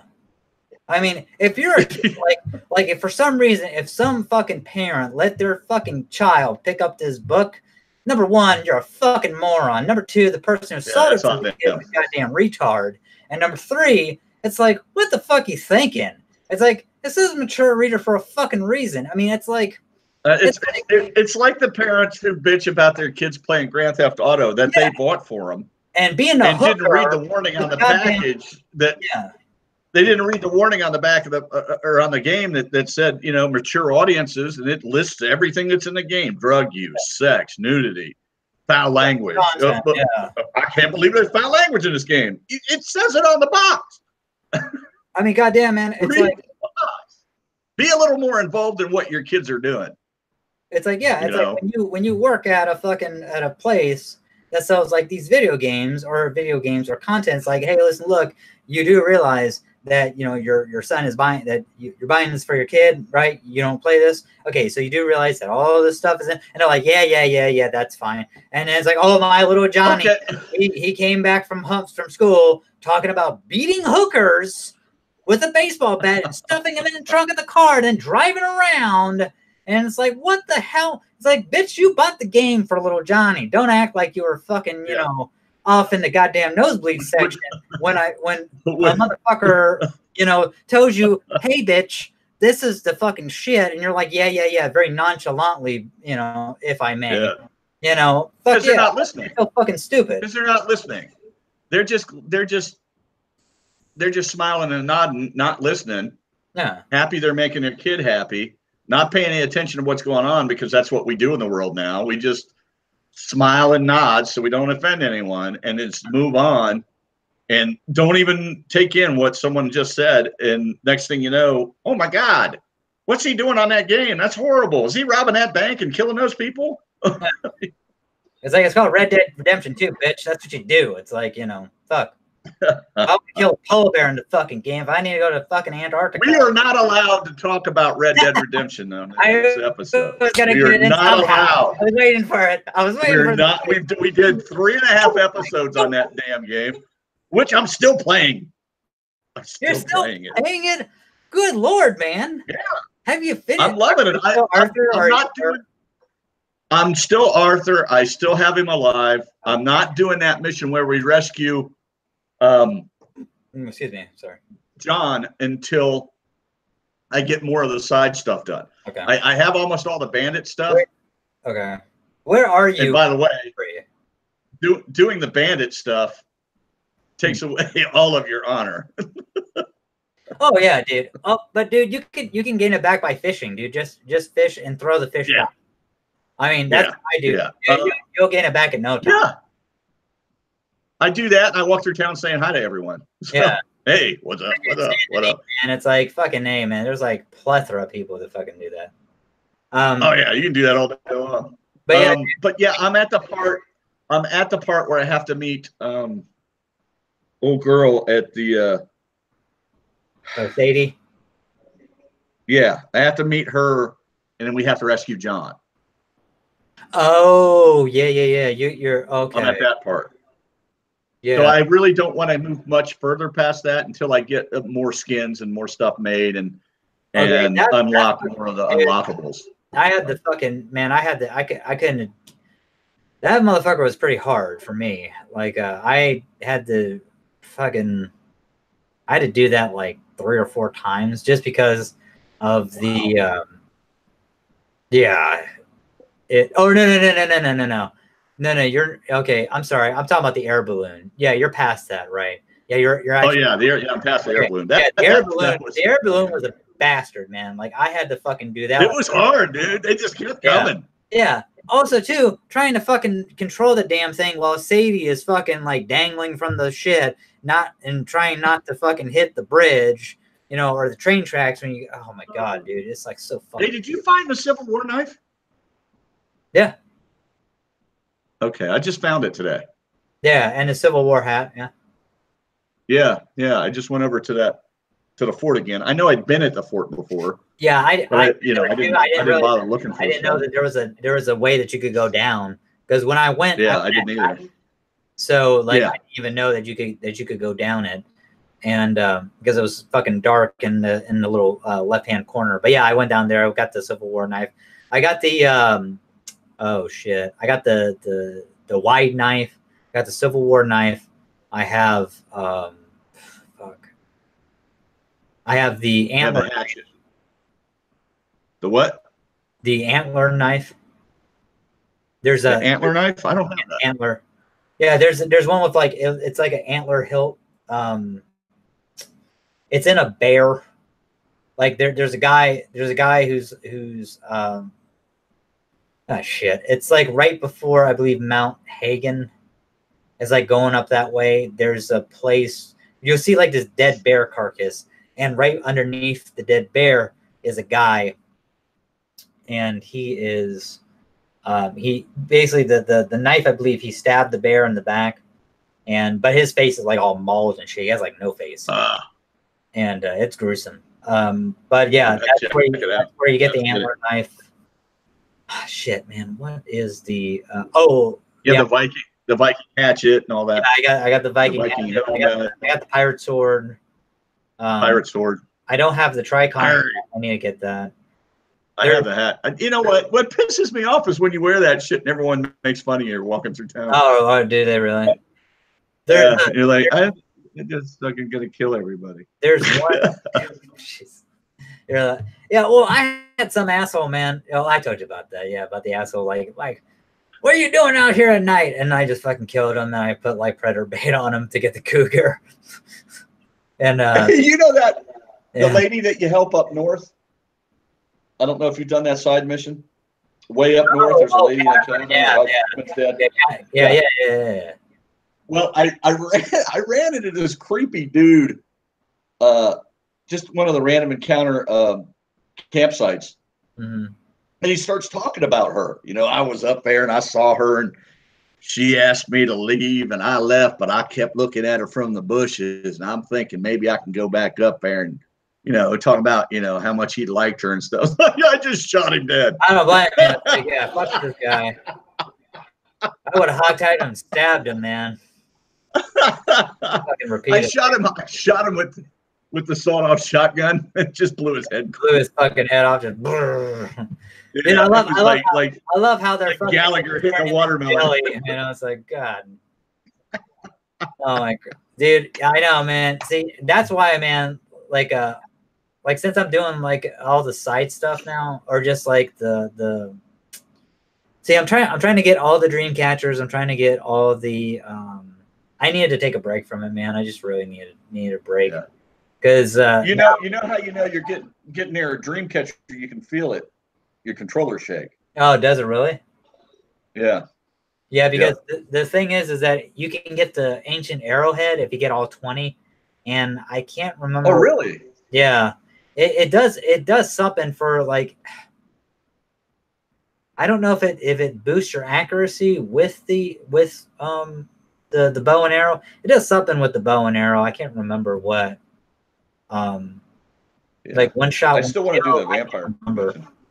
But yeah, it's like, yeah, like I need to get those. I need to I need to get all the cigarette cards as well. That's a bitch. Yeah. Well, a lot of it is, man, if you have money, like just go to Saint Denis, go to the drugstore, go in the back and just keep on fucking buying it. Or go to Strawberry, I mean, you know, in the drugstore and just keep on buying the fucking pack. Like, see, if you have good, like if you're all the way up max for good or around that, like you'll get 50% off of store items. Of everything. Yeah. Of everything, yeah. Including horses. Oh, you know how I told you I was going to buy that black Arabian because I had the white one? Oh, yeah. Did you? Well, I got one, but I didn't buy it. Bounty hunters came after me, and one of them was riding one. Oh, shit. That's nice, dude. And I killed him, and I took his horse, and I'm like, oh, yeah. So, you know, I'm breaking him in now. Yeah, I didn't have to break it or anything. That was nice. Oh, dude, I got level 4 with the white Arabian. Yeah. And I'm at level 3 now. Fast as fuck, man. Those Arabians are fast. I just wanted a matching set. You know, the white one and the black one. The black one's a male. What's that? Is that so you can play chess later? No, I'm gonna mate them and hopefully get a freckled one. But yeah, man. Yeah, dude, Red Dead. So oh my God, it's a zebra. Zebra. Yeah, but no, that's cool, man. That one's male and the other's female. That's awesome. Yeah. Yeah, it's pretty cool. I don't know if you're reading, and I've been raving about this book, Immortal Hulk. No, I just read issues 9 and 10. Yeah, how is it? Because I remember you said that the last time we talked, his body parts were in jars. Yeah, it's just a phenomenal book. He's back. You know, he's whole again. He's escaped. He killed again. He finally killed a man. Now, how did he get whole again? Did his body just fucking start? Did his parts just start? He got out of the shaking and he got out of the jars, and the parts just reconnected. Really, that's pretty cool. Because I like how. Oh, I'm sorry. He just can't be killed. This issue 9. Look at that cover with the absorbing man. Oh, yeah. I've seen that.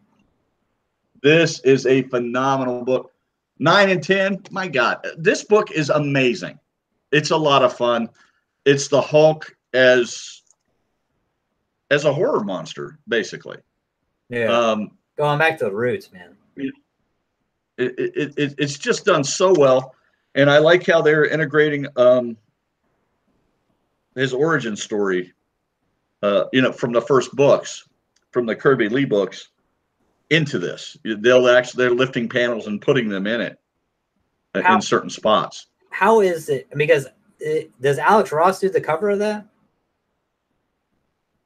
I don't know who did this cover. It looks like Ross, but I don't think it is. Because how's the interior art, man? Because I know the motherfucker ain't doing that interior art. That's too detailed. No, the interior art. No. The interior art is good, but it's not. It's not like that. It's pretty good. I like it. That's not bad. It's very monstery. Yeah. Very monstery, but it's been a lot of fun. A lot of weird stuff's going on. Look what happened to the Absorbing Man at the end of that. What the fuck happened to him? He's been possessed, and it's just, you got to read it. It's amazing. Yeah, because I like Al Ewing. A lot of people don't like Al Ewing, but I thought his Ultimates was great. His Loki, Agent Asgard, was phenomenal. I loved that one. Al Ewing he's good. He's a fucking phenomenal writer, man. That's why he's really good. I heard about it. It's just one of those things, man. It's like it's just too many books, man. It's like see, another one that I read was I read Spider-Geddon #4. I don't know if you read that one. It's still in my box. Okay, it's really good, man. I won't go into too many spoilers. They're basically setting up for the end game. Superior Spider-Man, basically, kind of him and Miles are basically in like a partnership where it's like, hey, listen, look, because like the last issue, they were kind of going after because it looked like they were about to fight each other and stuff, because what was it, Miles went in head first saying that, hey, we got to get the Inheritor down, blah blah blah, and then so his team went in first, and then they get saved at the last minute by Superior Spider-Man's Doc Ock's team with Ben Reilly and stuff like that. Well, so they come to basically a parlay and be like, hey, listen, look, there's a because Miles says, hey, listen, look, there's a lot I can learn from you, and he's like, yeah, that I'm glad that you see that, but also too, there's some things that I can learn from you, and as well, and I like how, even though like a lot of people aren't really down with like Doc Ock being in the protoclone body, I like it because he still has that essence of Peter Parker, where he still has that yearning for the responsibility, because he understands, because there's a part of him that's like, now that I've had this connected link with Peter Parker, I have, like, no matter what, I still have this sense of responsibility and duty, but that don't mean that I got to play by the same rules that he does. And that's why I like that they're bringing back the Superior Spider-Man book, Volume 2, because basically his first opponent that he's going after, that he goes against, is Terax. And really, yeah. And I just found that out like last week, or I mean this past week. The former Herald of Galactus. Yep, Terax. Yep. Terax. Up to San Francisco, and I don't know what he's supposed to be, if he's basically trying to claim San Francisco as his new territory, or what the fuck, or Earth. Interesting. But yeah, it's like, but yeah, after this, and that's why, but so they're all chummy, you think, but then next thing you know, Ben Reilly, who's a Scarlet Spider now, and whatchamacallit, Superior Spider-Man Doc Ock sneak into New U, because that's where the Inheritors are, and basically are doing like these like tactics, because the Inheritors, since they're trying to piecemeal together, because they got the crystal for Solace, their father, they place it in his thing, Solace comes back, bada bing, bada boom, 3 minutes later in the easy bake oven, he's whole again. And but the thing is that there's a twist, and I won't spoil it.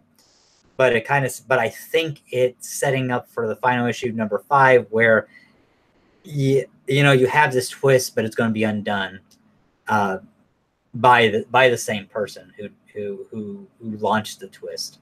But I mean, you're a smart cookie. You can probably figure out who the person is that would do this mischievous scheme and double cross.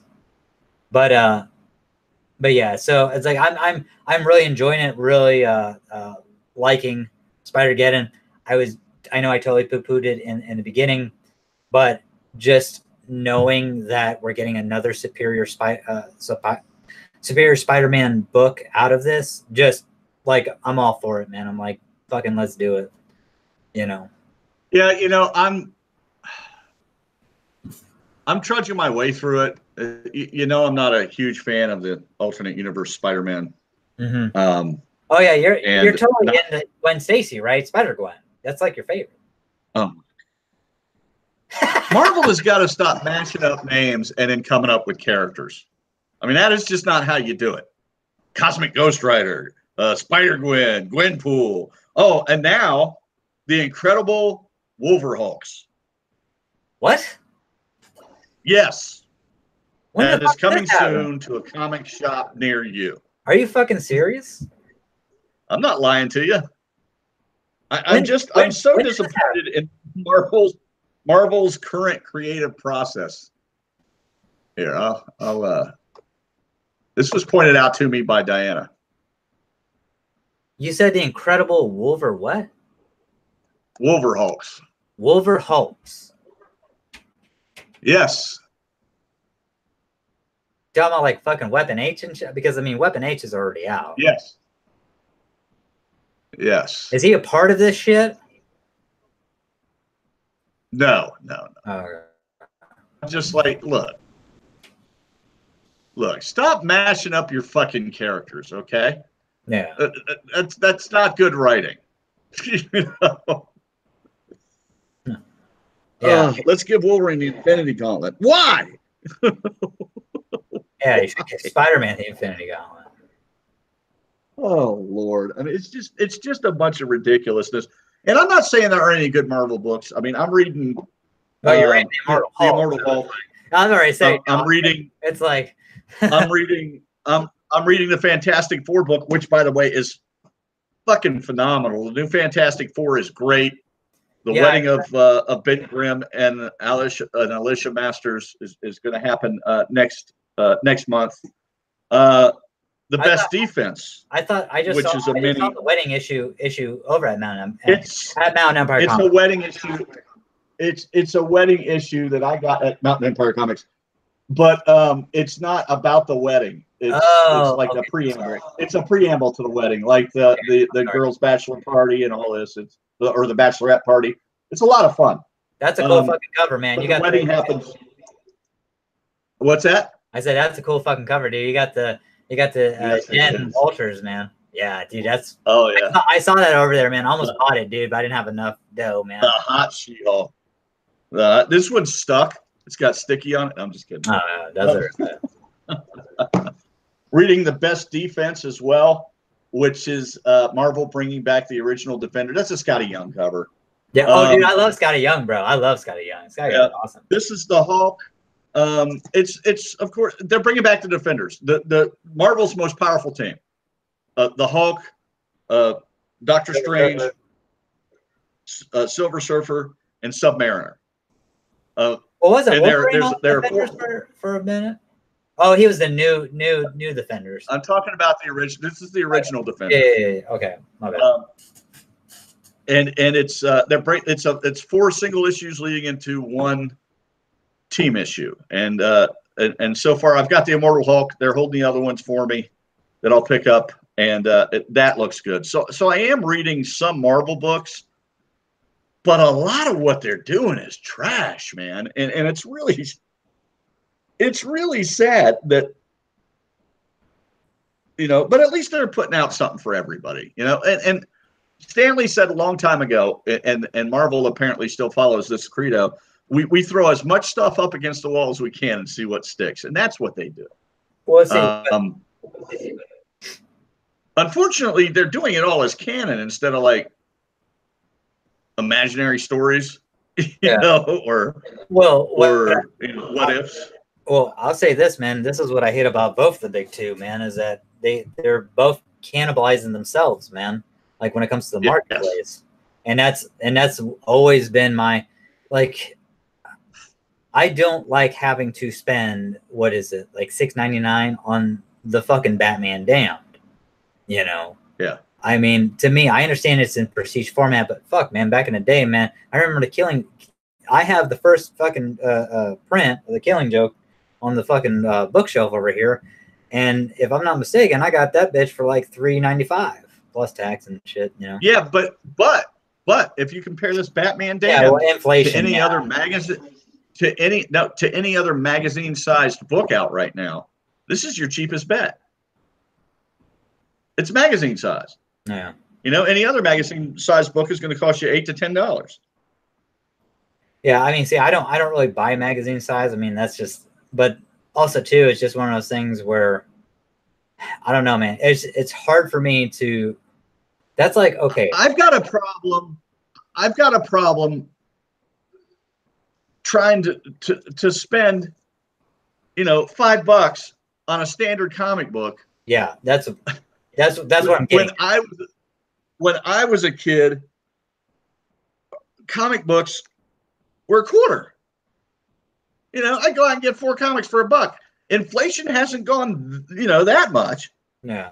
You know, there's I mean, it's ridiculous. You know. Oh yeah, I mean, $5, $4, $5. I mean, it's insane. And you know, and you look at this, which I was showing you earlier. I picked this up. This is a great book. This is a double-sized issue from 1976. Marvel team up, starring Spider-Man and the X-Men. 50 cents. Yeah. 50 cents when this bad boy came out. This is insane. Well, that's like insane. That's like when you go to the comic book conventions now. You have people like with the fucking $1 of comics and shit. I mean, because if you go to a comic book convention, what I see is that the biggest problem that I see with like comic book conventions and stuff like that, where it's like if you don't have like the $1 comic books or at least the $2 comic books, that's how you get people in. You get them with the deal. And then if you want to push the bigger stuff, you know, like your Walking Dead, your you know, Spider-Man 300, Amazing Spider-Man 300, excuse me. You know, your Amazing Spider-Man 62, I believe that's like that's like Gwen Stacy, is that right? Or was it 67? I can't remember. So 60 something. I can't remember. But that's how you get, because if you're looking for fucking whales, they're few and far between, you know. Yeah. You got to get the guppy, you know, right? You got to get the secondary. The secondary market right now is being driven by the movies.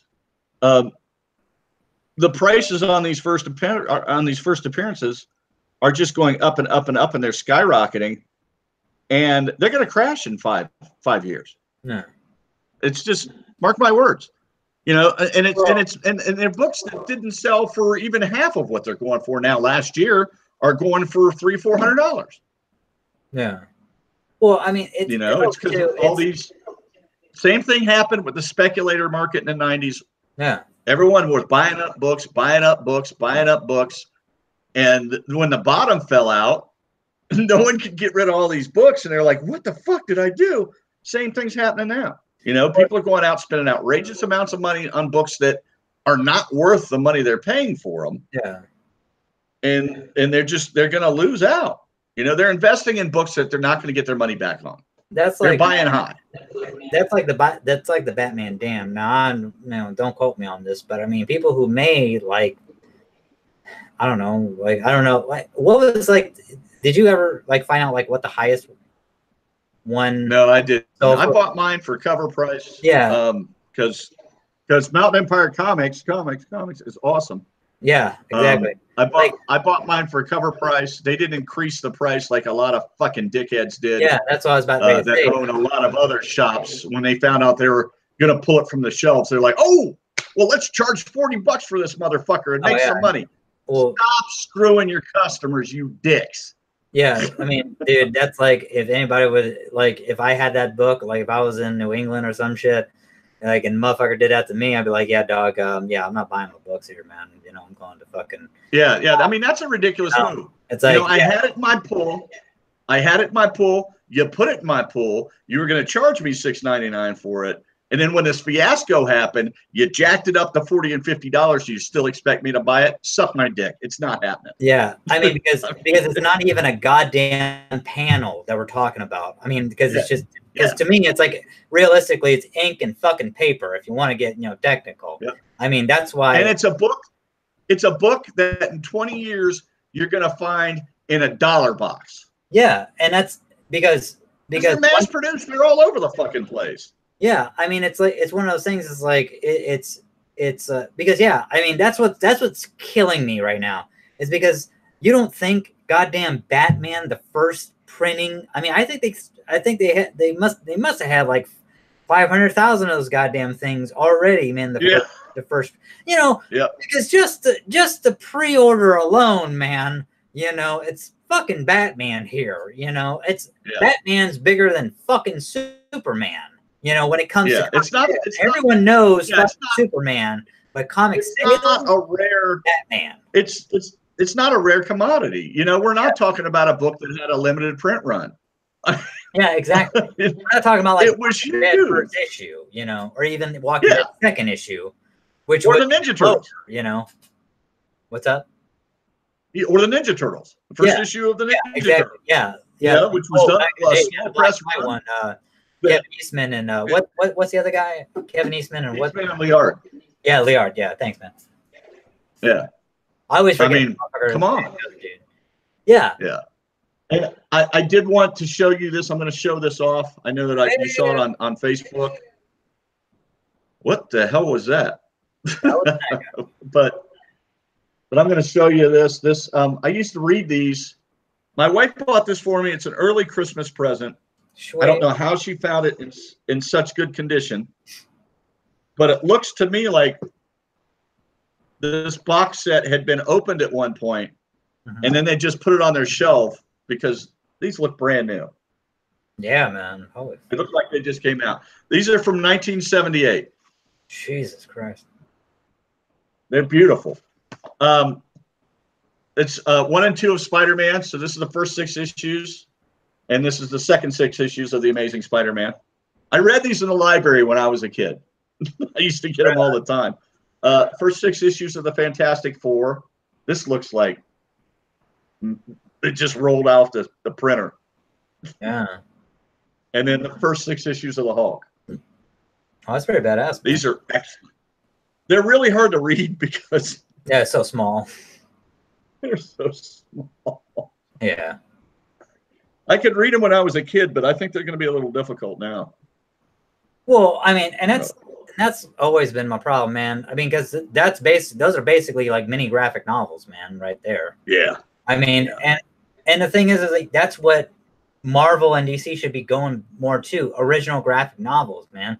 Like what they did, like what DC did with Earth 1. It's like, dude, just have your people instead of having like a plethora of ungodly amount of books. Like I would love to read the first Shazam book that came out. Apparently it's really good. And Jeff Johns is writing it. Like, he wrote the fucking New 52 Shazam that only lasted 13 goddamn issues. But the thing is that, dude, when you have, like what we were talking about, like books at like $3.99 a pop, ain't no fucking way I'm going to get fucking Shazam. I'm sorry. Yeah. It's not going to fucking happen. Yeah, it's going to be the lowest on your priority list. Yeah, exactly. I mean, I have Gleam. You end up, I have Aquaman. I have other fucking shit to deal with. Okay. They're going to price themselves right out of the market is what's going to happen. Yeah. I mean, and that's going to be a sad, sorry day to see. I mean, and that's because I hate that more and more comic shops, man, are like closing. Because like 50 closed like last fucking year, man. That was sad, or this year alone, and that was sad to see. And I'm just talking about like nationwide. I mean, yeah. And I hope to God, man, or don't. I hope that we have like a resurgence. I hope that we can crack the fucking code, man, and just because but they have like Infinity Wars going on. Marvel does this fucking event. It's not war, but wars, apparently. But thank Christ it's not affecting any of the other goddamn books. Like if it was because like Civil War fucking 2, when that shit came out, affect Spider-Man. Electric Boogaloo. Yeah, fucking Civil War 2, Electric Boogaloo, the goddamn sequel, man, that no one fucking needed, and Bendis never wanted or asked for. Yeah, it's like we didn't. Why did Rhodes have to goddamn die? You know, it's like he's a great fucking character. The guy was Tony Stark's bodyguard. He was Iron Man while Tony Stark was fucking getting his shit together. Yep. He was Iron Man in the West Coast Avengers. He's a great fucking. He was Iron Man in the first Secret Wars. Yeah, Secret Wars. Yeah, exactly. Yeah. Yeah, I don't understand it. I really don't fucking understand it. It was so dumb. I love that him and Carol Danvers had like a silent fucking intimate relationship together, you know? I love that shit.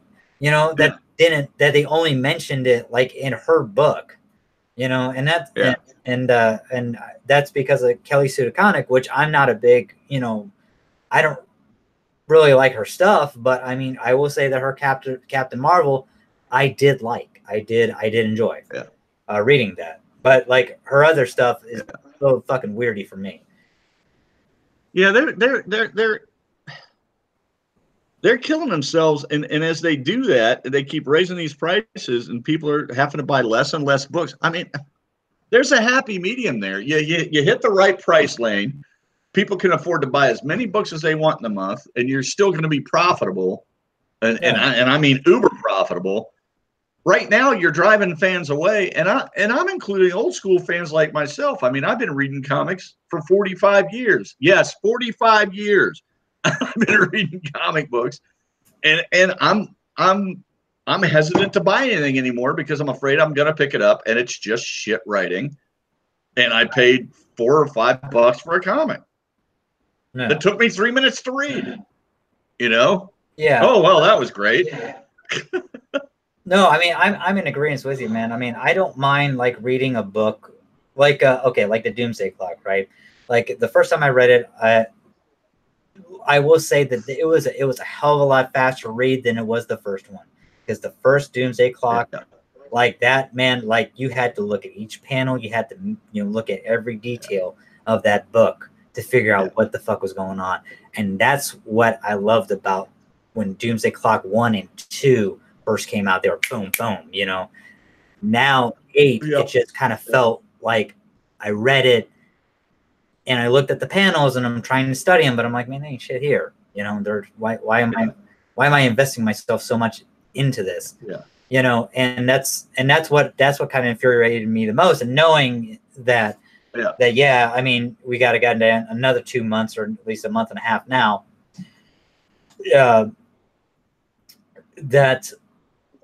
That I'm just like, come on, man, just finish the fucking story already. It's been fucking over a fucking year, man. It's going on 2 now, you know? Yep. And, but. Well, and I feel, like I said, I feel almost like it was a signpost issue, a way to put you back on track to know where the story's going. And there wasn't a lot of, it wasn't heavy. I mean, it wasn't dialogue heavy. It wasn't narrative heavy. It was straight and to the point. So I don't really think that it needed to have a whole lot of hidden stuff. I mean, it was an easy read, and it was a faster read. You're right, by far than the other books. Oh yeah. But I think that it's just setting up for what's coming in the next 4 issues, and I think they needed to do that. Well, yeah, and I did, especially with the gaps that have been going on. Yeah, I did like that they had an actual issue with fucking Superman, which going back and reading, there was a lot of Superman in there, and I did like how you see a character that I really don't give a fuck about. They actually made me give a fuck about Firestorm, especially when he fucking transmutes that kid back. And I don't even think it was Firestorm who did it in the first goddamn place. You know, I think it was Dr. Manhattan fucking with them. You know. Yeah, I think so too. Well, I mean, Batman says at the end that it's not Firestorm. Yeah. Well, setting off the signature. You know what I'm saying? Because you see the blue explosion at the end. That's why, and that's where I'm just like, yes, this is what I mean, I was like, you know, I was angry and furious, but at the same time, I was like, yes, for God's sakes, let's get back with the fucking Manhattan shit, because what is going on with the Manhattan?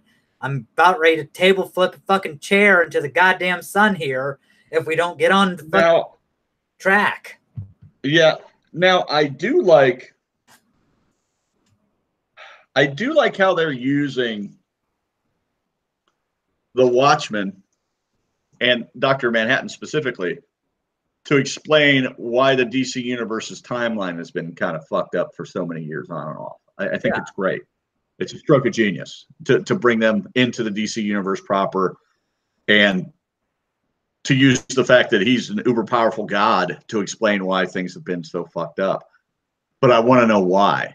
And that's probably what we'll find out by the end. See, I don't like Dr. Manhattan, not one goddamn bit, as a character, because he has so much goddamn hubris in him, because he thinks he's a god.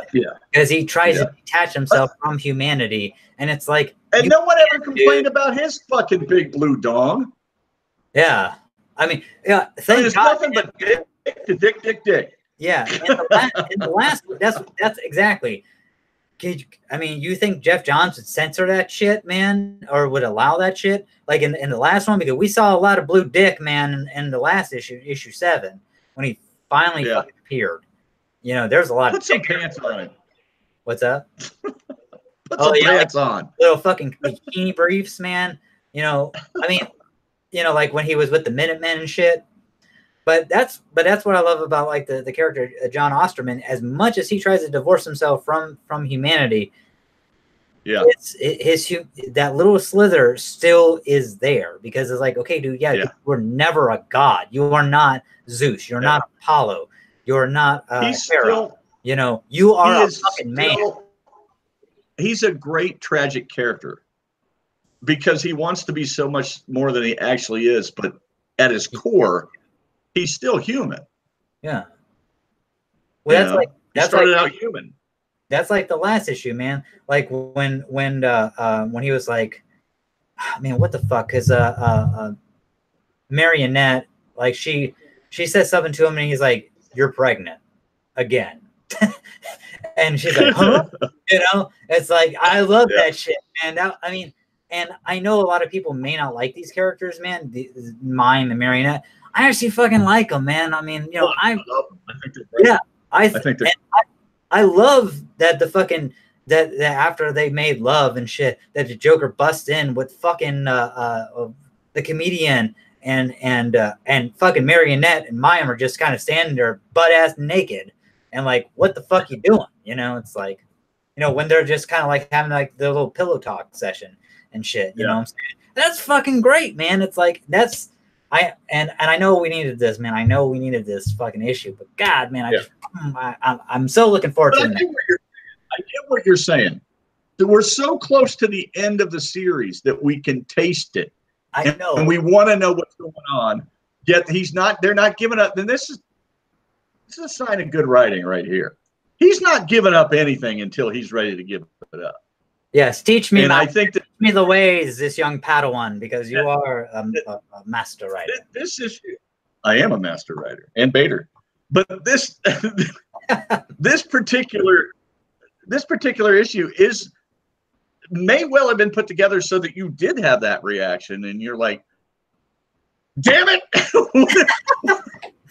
what's going on?" You know. And then the next issue, that'll start becoming clearer and clearer, and he'll reveal, you know, the master plan probably in issue 11, and issue 12 they'll wrap it up. But I've thoroughly enjoyed it so far, and I have actually enjoyed it better than I enjoyed the After Watchmen and Before Watchmen stories. Was there an After Watchmen story? I remember before. I thought that there was an After Watchmen storyline. I don't know. I know before. I mean, I remember those. Now, some of the Before Watchmen were great, but some were. I like the comedian one, man. The comedian one, that 6-issue series. I have all 6 of them. I love it, man. That was the only. Well, I mean, he's one I had. I got them all, but he was a. I mean, the comedian's a neat character because hell, all the Watchmen are great characters because they're flawed. They're like people. Yeah. You know, they have their issues. The comedian has got some definite issues. Yeah. But he's also a hero, and not a happy one, not by any means, and has done some screwed up stuff in his life. My favorite heroes are the tragic, flawed characters that still fight every day to try to do the right thing. You know, because aren't we all like that? Well, see, yeah, exactly. Yeah. Yeah, that's a good point. Yeah, I mean, like what you're talking about, like with Edward Blake, the comedian. Like, I like him because, like, if you read like the snippets of the inner stories in the Watchmen books, like, or graphic novel, like, you learn that I think he was in like the first war that he was in was fucking Korea, and then he was in World War II, and then he was in World War II took place before Korea. I mean, I'm sorry, yeah. I'm sorry. World War II, Korea, then Vietnam. Sorry, yeah. And then it's like, I mean, this guy went through 3 fucking wars, plus he apparently assassinated fucking Kennedy in the book. You know, I mean, because they kind of say this like off the wall, like a joke about it, right? When he's at like a dinner party. But in the movie, they actually showed they shot to it in the film. Which, by the way, I love the Watchmen film. Yeah, especially the ultimate director's cut. I like the director's cut. Yeah, I don't really give a fuck about the Black Freighter. I don't really give a fuck about that. I like that they put it back in. Really? See, I got the director's cut. Yeah. I don't have the ultimate cut. I have the ultimate cut. I think it's great. I love the Under the Hood. Oh yeah. The DC featurette that they have on it. Yeah, that's based on the Hollis Mason book that he wrote when he was when he was Night Owl, because they had snippets of it in the back matter in the comics, and it was neat. It was neat to see them do an interview with him, 1970s style. Yeah, I mean, yeah, and that's one of those things, man. Like, I mean, that's Alan Moore and you know, the wizard Alan Moore. You know, he's crazy, but man, he can write. That guy, he's an anarchist bitch, but yeah, he's a phenomenal writer, man. Like, he's a little. I think he took too much acid once and never came home. It's like, my name is Alan Moore, and I live in a cave, a cave of wonders. That cave is right up here. I've been on an exponential right in my organ with myself, Gandhi, and Jesus Christ. You know, it's like, well, fuck, Alan, how can you compare that shit? You know, it's like, what have I been doing with my fucking minuscule of a life? You know, it's like, holy crap. But yeah, you read From Hell? I haven't read it, but I hear it's like really good. I have it. I haven't been able to get all the way through it. What's that? Is that Alan Moore? Yes. Okay. Yeah. In the movie, I actually liked the movie. Oh, the movie was amazing. Yeah, Johnny Depp, man. I haven't been able to get through the graphic novel because it is so ponderous. There's so much stuff in it. And quite honestly, the art is so bad. Is it really? That it's hard to get through. Yes. Yeah, it's some shit art. But but I mean, the story itself is great. It's well written. But you get to the point where you're just tired of looking at shitty art. So you just stop reading it. Yeah. But it's a huge book. It's a huge book.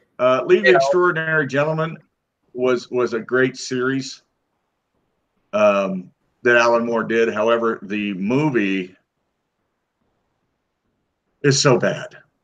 Yeah. I did like Sean Connery as Alan Quartermain, though. I did like how he was an elder statesman. Sean Connery. Sean Connery. The rapist, Alex. That's therapist, Mr. Connery. I mean, it's better than him in the fucking Avengers movie as the fucking weather wizard or whatever the fuck he was. Now, I did enjoy League of Extraordinary Gentlemen, but it got panned horribly. It's not like the worst movie I've ever seen. You know, it's not like Elektra. Well, I mean, I liked how they had the character of Tom Sawyer in there, and he was like a what was it? He was a fucking CIA agent or something like that. And, yeah, he was an agent, and I loved what they did with Mina Harker. I loved what they did with the Invisible Man. I love what is his name? Dorian Gray. Yeah, Dorian Gray. I almost said Oscar Wilde, but I'm like, no, Oscar Wilde wrote the pictures of Dorian Gray. It was the idea behind it was fantastic. The movie was big budget. It looked good. Yeah. But I think it was just missing something. I mean, it wasn't the worst movie I've ever seen, but then again, it wasn't the greatest film. So I'm going to have to give it a big meh. So I'm guessing, compared to you, it's Godfather 3 is better than it. No, Leaving Extraordinary Gentlemen is better than Godfather 3. Oh, Jesus. You know, here's a little known fact. All right. Just for the people who are watching and listen to this later. Fucking Michael Corleone does not do a goddamn thing of violence in that whole fucking movie, but it has violence happen to him in like the thing of a fucking stroke. I mean, he ordered no hits. He fucking doesn't. I mean, because when someone else orders a hit, Connie, you know, takes the fucking reins, which I love that she did, and was reluctant to fucking apologize for any fucking thing.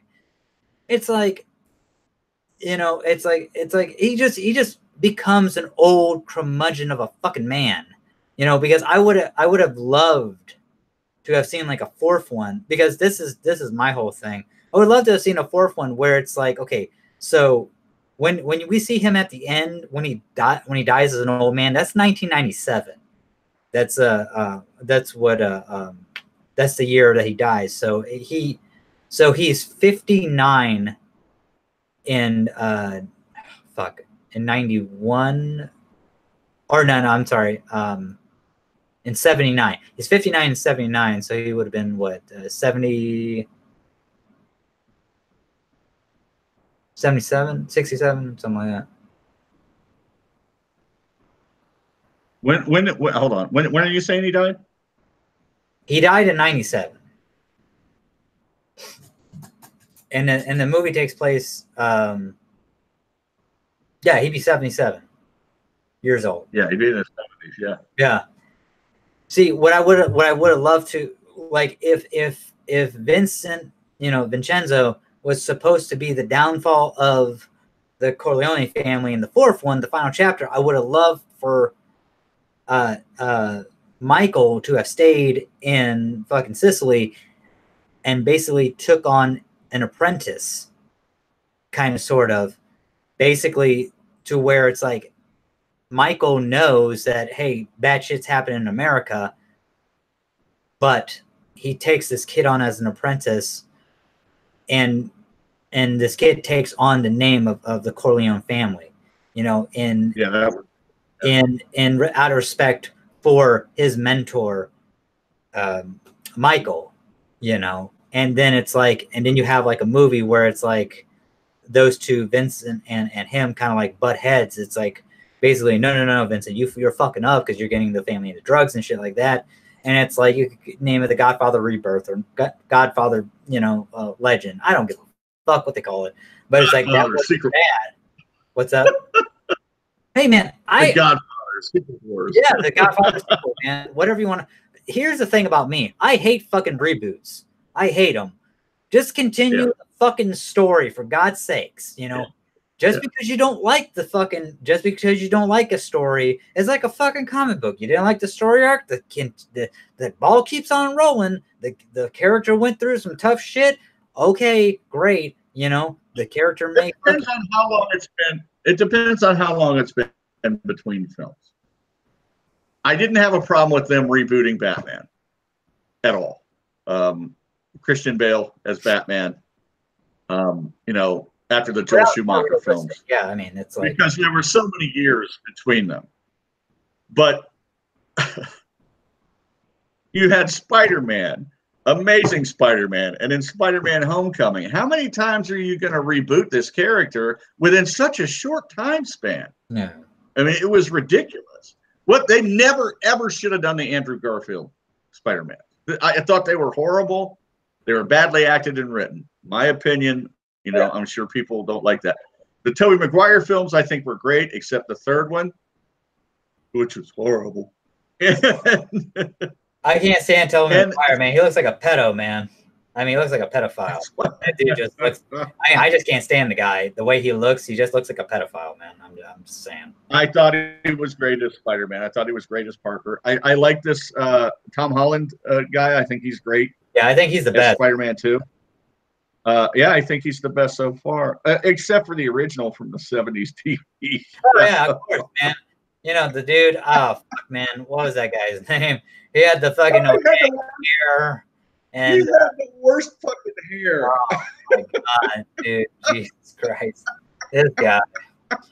And you would see him, like, in between scenes, like, webbing, like, doing this. You know, it's like in his fucked up retarded ass suit. Oh my God, dude! Like, and the Captain America. I can't even remember. You know, it's like, oh Jesus, man. The Captain America live action show was awesomely bad. You know what wasn't bad? Was the Doctor Strange made for TV movie from the 70s. I didn't see it. If you ever get a chance, man, it's pretty good. I mean, it's very dated and it doesn't have the best special effects in the world, but it sticks to the Doctor Strange storyline and it's not bad. Dude, the one that I want to see, what I really want to see is the Roger Corman fucking Fantastic Four movie, man. That's what one I want to see. Because apparently the Thing looks baller in that, man. I mean, I've seen the Thing, but it's like, yeah. I mean, and Doctor Doom they actually have the fucking suit, man, like the real suit of that. I mean, yeah, it looks cheap as fuck, but I'm like, damn, man, that's some good fucking cosplay, man. Yeah. Did you see the I think it was the 90s version of the JLA made for TV movie? Oh, yeah, kind of. Oh, it's so bad. The Green Lantern looked fucking gay. It was Guy Gardner. The Guy Gardner. It was the I didn't see that one. No, it was the 90s JLA team. Well, they had this. Okay. Maybe it wasn't Gardner. Martian Manhunter was in it. Fire was in it. Yeah. I have it. It's horrible. I have a bootleg copy. I've seen one where a motherfucker, like, I don't know if it was made for TV, man, but they had the Green Lantern. I don't know if it was really Kyle Rayner or who the fuck, man. But this motherfucker had on like a fucking greaser fucking double-breasted coat that zipped up and shit, and had the fucking emblem on the chip. That's the one. Oh my God, dude. So fucking stupid. Did you ever see the Legends of the Superheroes, the roast and the challenge? No. They were. It was made for TV, and Adam West was Batman. Burt Ward was Robin, and they had the rest of the Justice League on there. And it's really corny and really bad, but it's a fun watch. Especially when I was a kid, just to see those characters in live action and some decent costuming. The Hawkman looked awesome in that. Shazam was in it, Green Lantern. Yeah, the costuming was great. The stories were stupid. It was a roast. Yeah. Celebrity roast, but it, with really corny, dumb jokes and, your horrible TV actors from back then. So. Sunny Bell now. But it's fun. Paul Lynde was on it, so it's bad. Well, fuck, man. If B. Arthur can be in Star Wars, anything possible. But yeah, man. They finally killed off Angela on Family Guy, Peter's boss. She was voiced by Carrie Fisher. I have no idea, man. I'm just saying. I'm so lost. I'm just throwing this out there for people who are fans of Carrie Fisher. They finally killed off her last character because she wasn't on on every episode. She was just on a few episodes, and they finally killed her off last episode. Well, before we start winding down, man, since you brought up Carrie Fisher. Okay, so let me ask you this question, and we may go on for 10 minutes or 30. I don't know. I have. I'll say this, and then I'll ask it to you. I have always seen that the actor is not bigger than the character. So my question is, since I said that statement, would you have a problem with them recasting Princess Leia? I would, because she's so iconic. Because they brought back all the original principles for the film. They should just kill her off. Really? Yeah. I mean, they've already killed off Luke. They've already killed off Luke and Han. Well, we don't really know. He vanished. But have we seen the Force Ghost? He may reappear. He's dead. Yeah, but you'll see his Force Ghost, but he himself. But we don't know. He surrendered himself. He was ready to die, so he just let go and gave himself to the Force. But maybe I don't like all the complaints that got, because he was a badass. he was able to defeat Kylo Ren from another fucking planet. That says a lot. Yeah, and also too, he cut himself off from the fucking Force. You gotta be pretty goddamn powerful to cut yourself off from the Force. You gotta be in control of some shit, because he cut himself off from fucking Yoda. And if that motherfucker can't find you, then damn, And I'm still saying that Rey is a Skywalker. Yeah, I think that she's gonna, either way, man.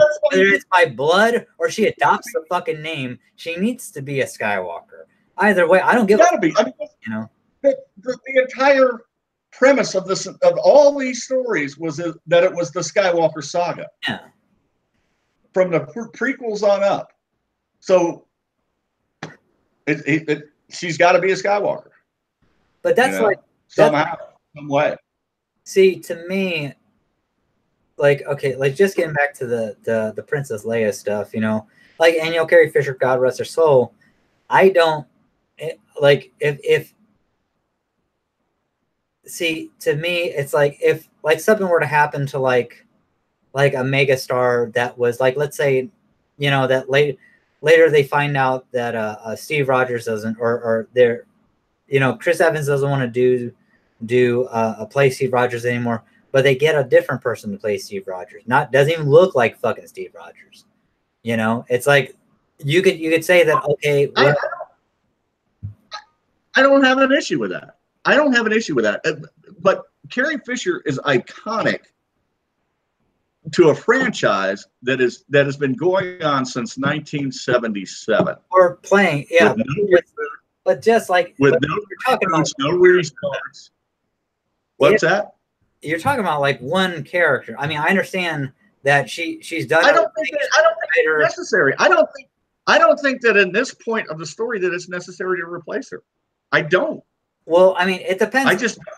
It depends on, like, for me, it depends on if this, like, I'm like this. If the story warrants it, then okay. But for me, it's like, just because a person dies, let's say me, if I'm a fucking actor and I die and I'm known for this role, like, let's say that I've been in other things, but I'm more geared towards everyone knows fucking me because I was a new Indiana Jones, right? And they did the same thing. They did it with Dumbledore. Yeah, that's what I'm saying, man. And the thing is that like Jude Law is more of the Michael. No, I mean from the original Harry Potter film. Yeah, like Richard Harris from the original. Richard Harris was Richard Harris died the first one, and then Michael Gambon took over.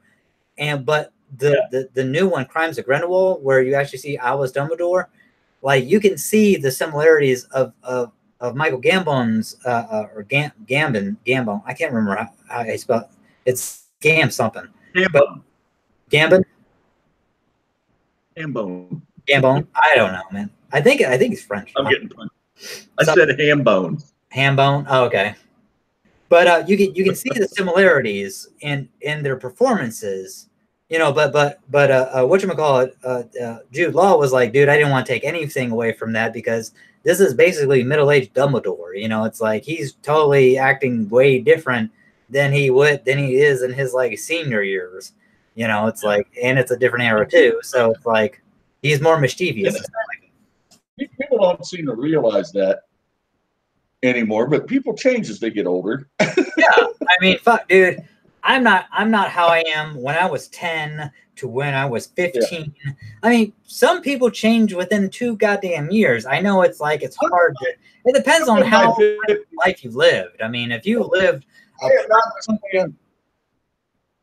I'm not the same asshole that I was when I was in my 30s. I mean, you change. You get as you get older, and I'm not the same nerd that I was when I was 16. Right. People change as they get older, hopefully for the better.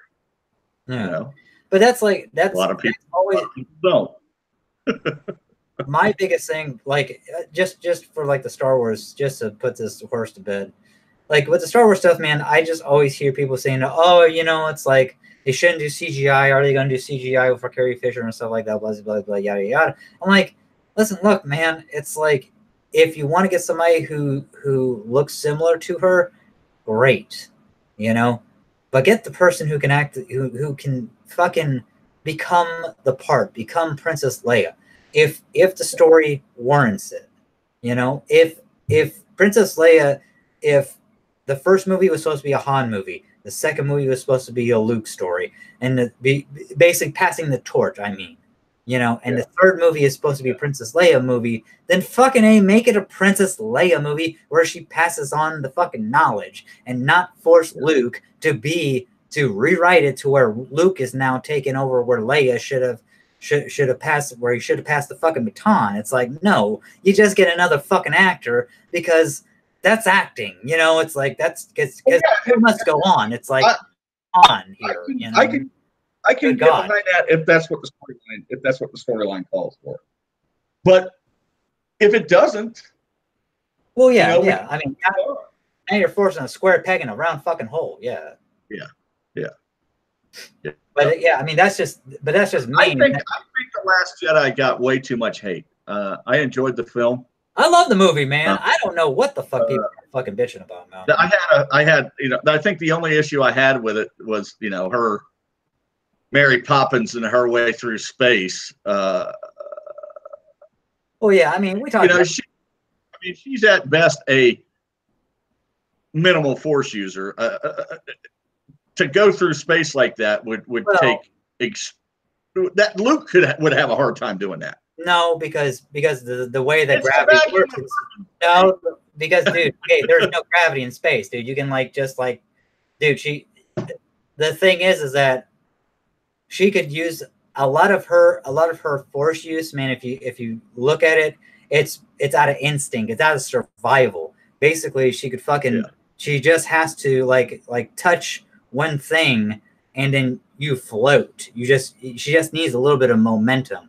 Dude, the force is all around her, so she gets that momentum. She doesn't have to use it a lot and just propels it because she's in fucking space.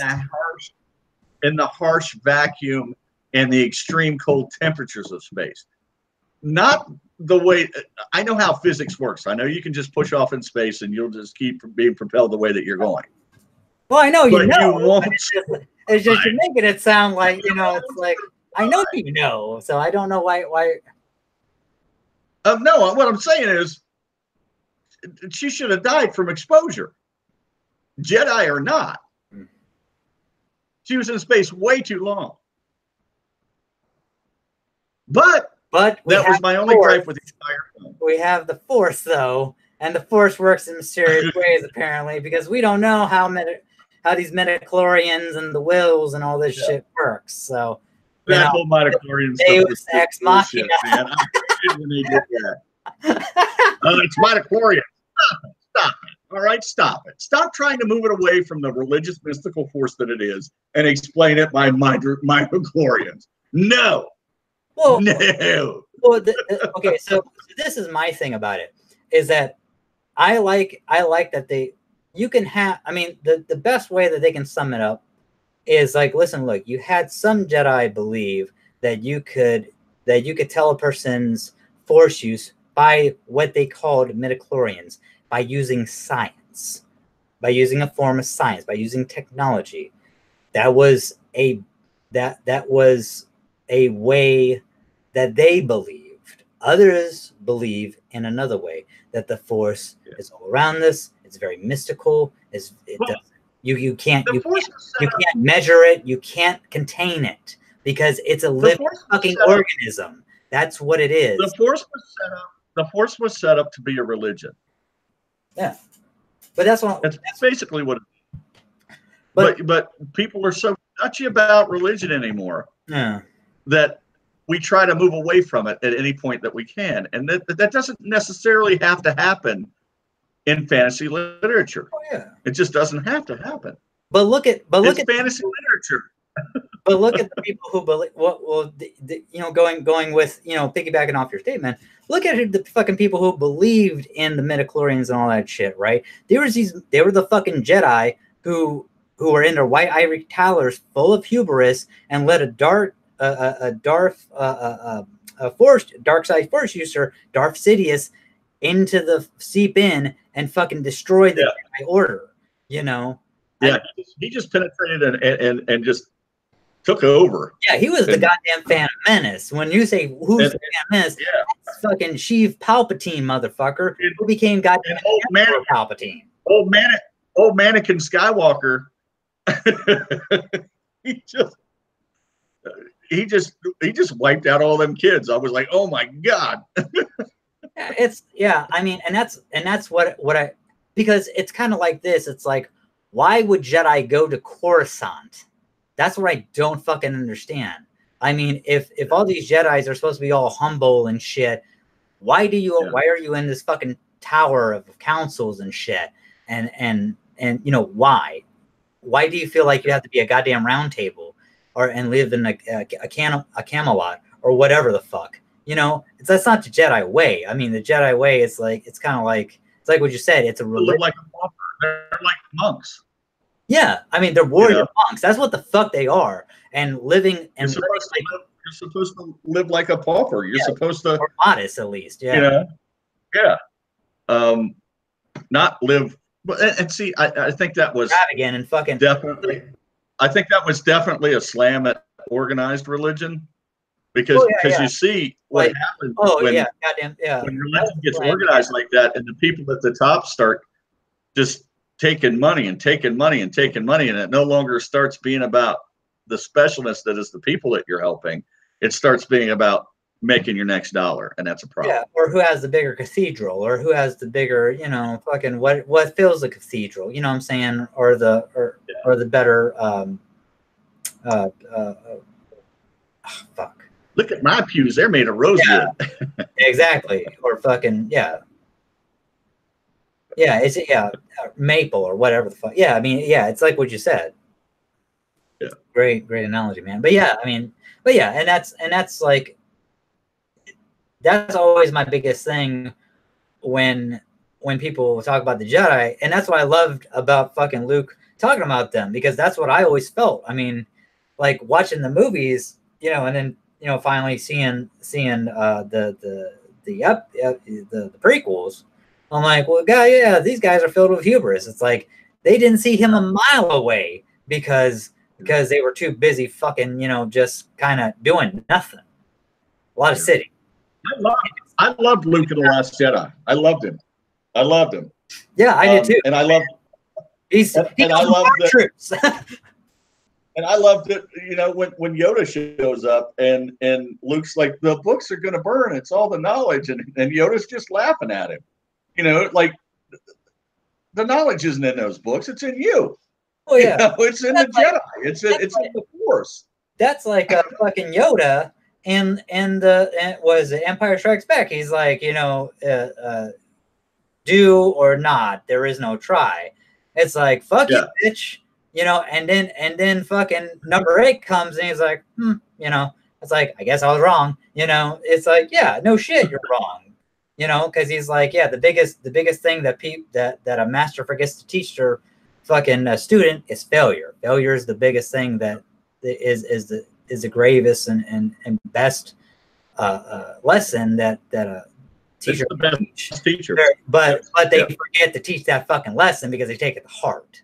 Yeah, I love that. I love as much as people poo-poo and shit on it and saying, why did we get crazy Yoda from fucking episode fucking Empire Strikes Back when he's like, hitting fucking R2 with the fucking shit to get the fucking it's like, yeah, man, it's like, okay, the dude's been a Force ghost forever apparently, and he's been trying to connect with Luke and he can't. And so, yeah, maybe he's gone a little psycho a little bit, but you're gonna get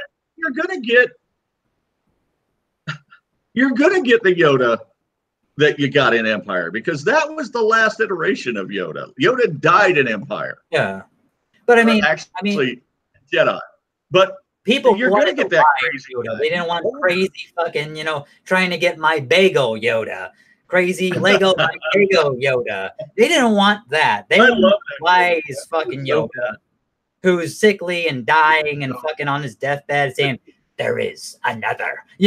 That they wanted that fucking Yoda, apparently, And always, he was always laughing at Luke. I know. He's like, I mean, yeah, he's always, man. I mean, because the guy's an idiot, I mean, yeah, I just don't get it, dude. It's just, let's you want to start winding it down, man, because it's 10:30. We're gonna have to wind it down. I got to pee. Well, I didn't want to do it on it. Well, hey, man, thank you once again, brother. I'm glad we were able to get another episode and talk about more of the saga of Red Dead Redemption 2. Well, you did it. Amen, brother. You did it. I'm gonna play it as soon as I get off here. He's like, I got to piss so bad. I got to play. It's like, but yeah. Everyone, thank you for watching. Chris, once again, thank you, my brother. Can't wait to live on Wednesday, December 19th. We're going to be at Mount Empire Comics, Johnson City, Tennessee. We will put out the address, but you can Google it. I don't know the address right off top because they switched.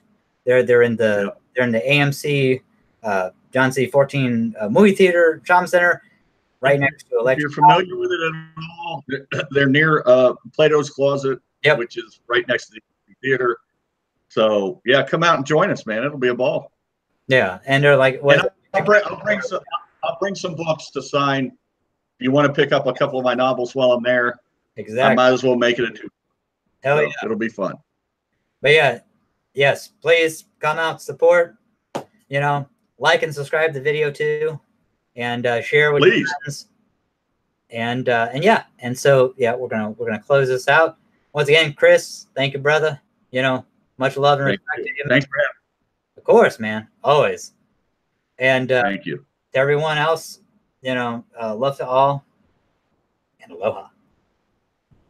Aloha.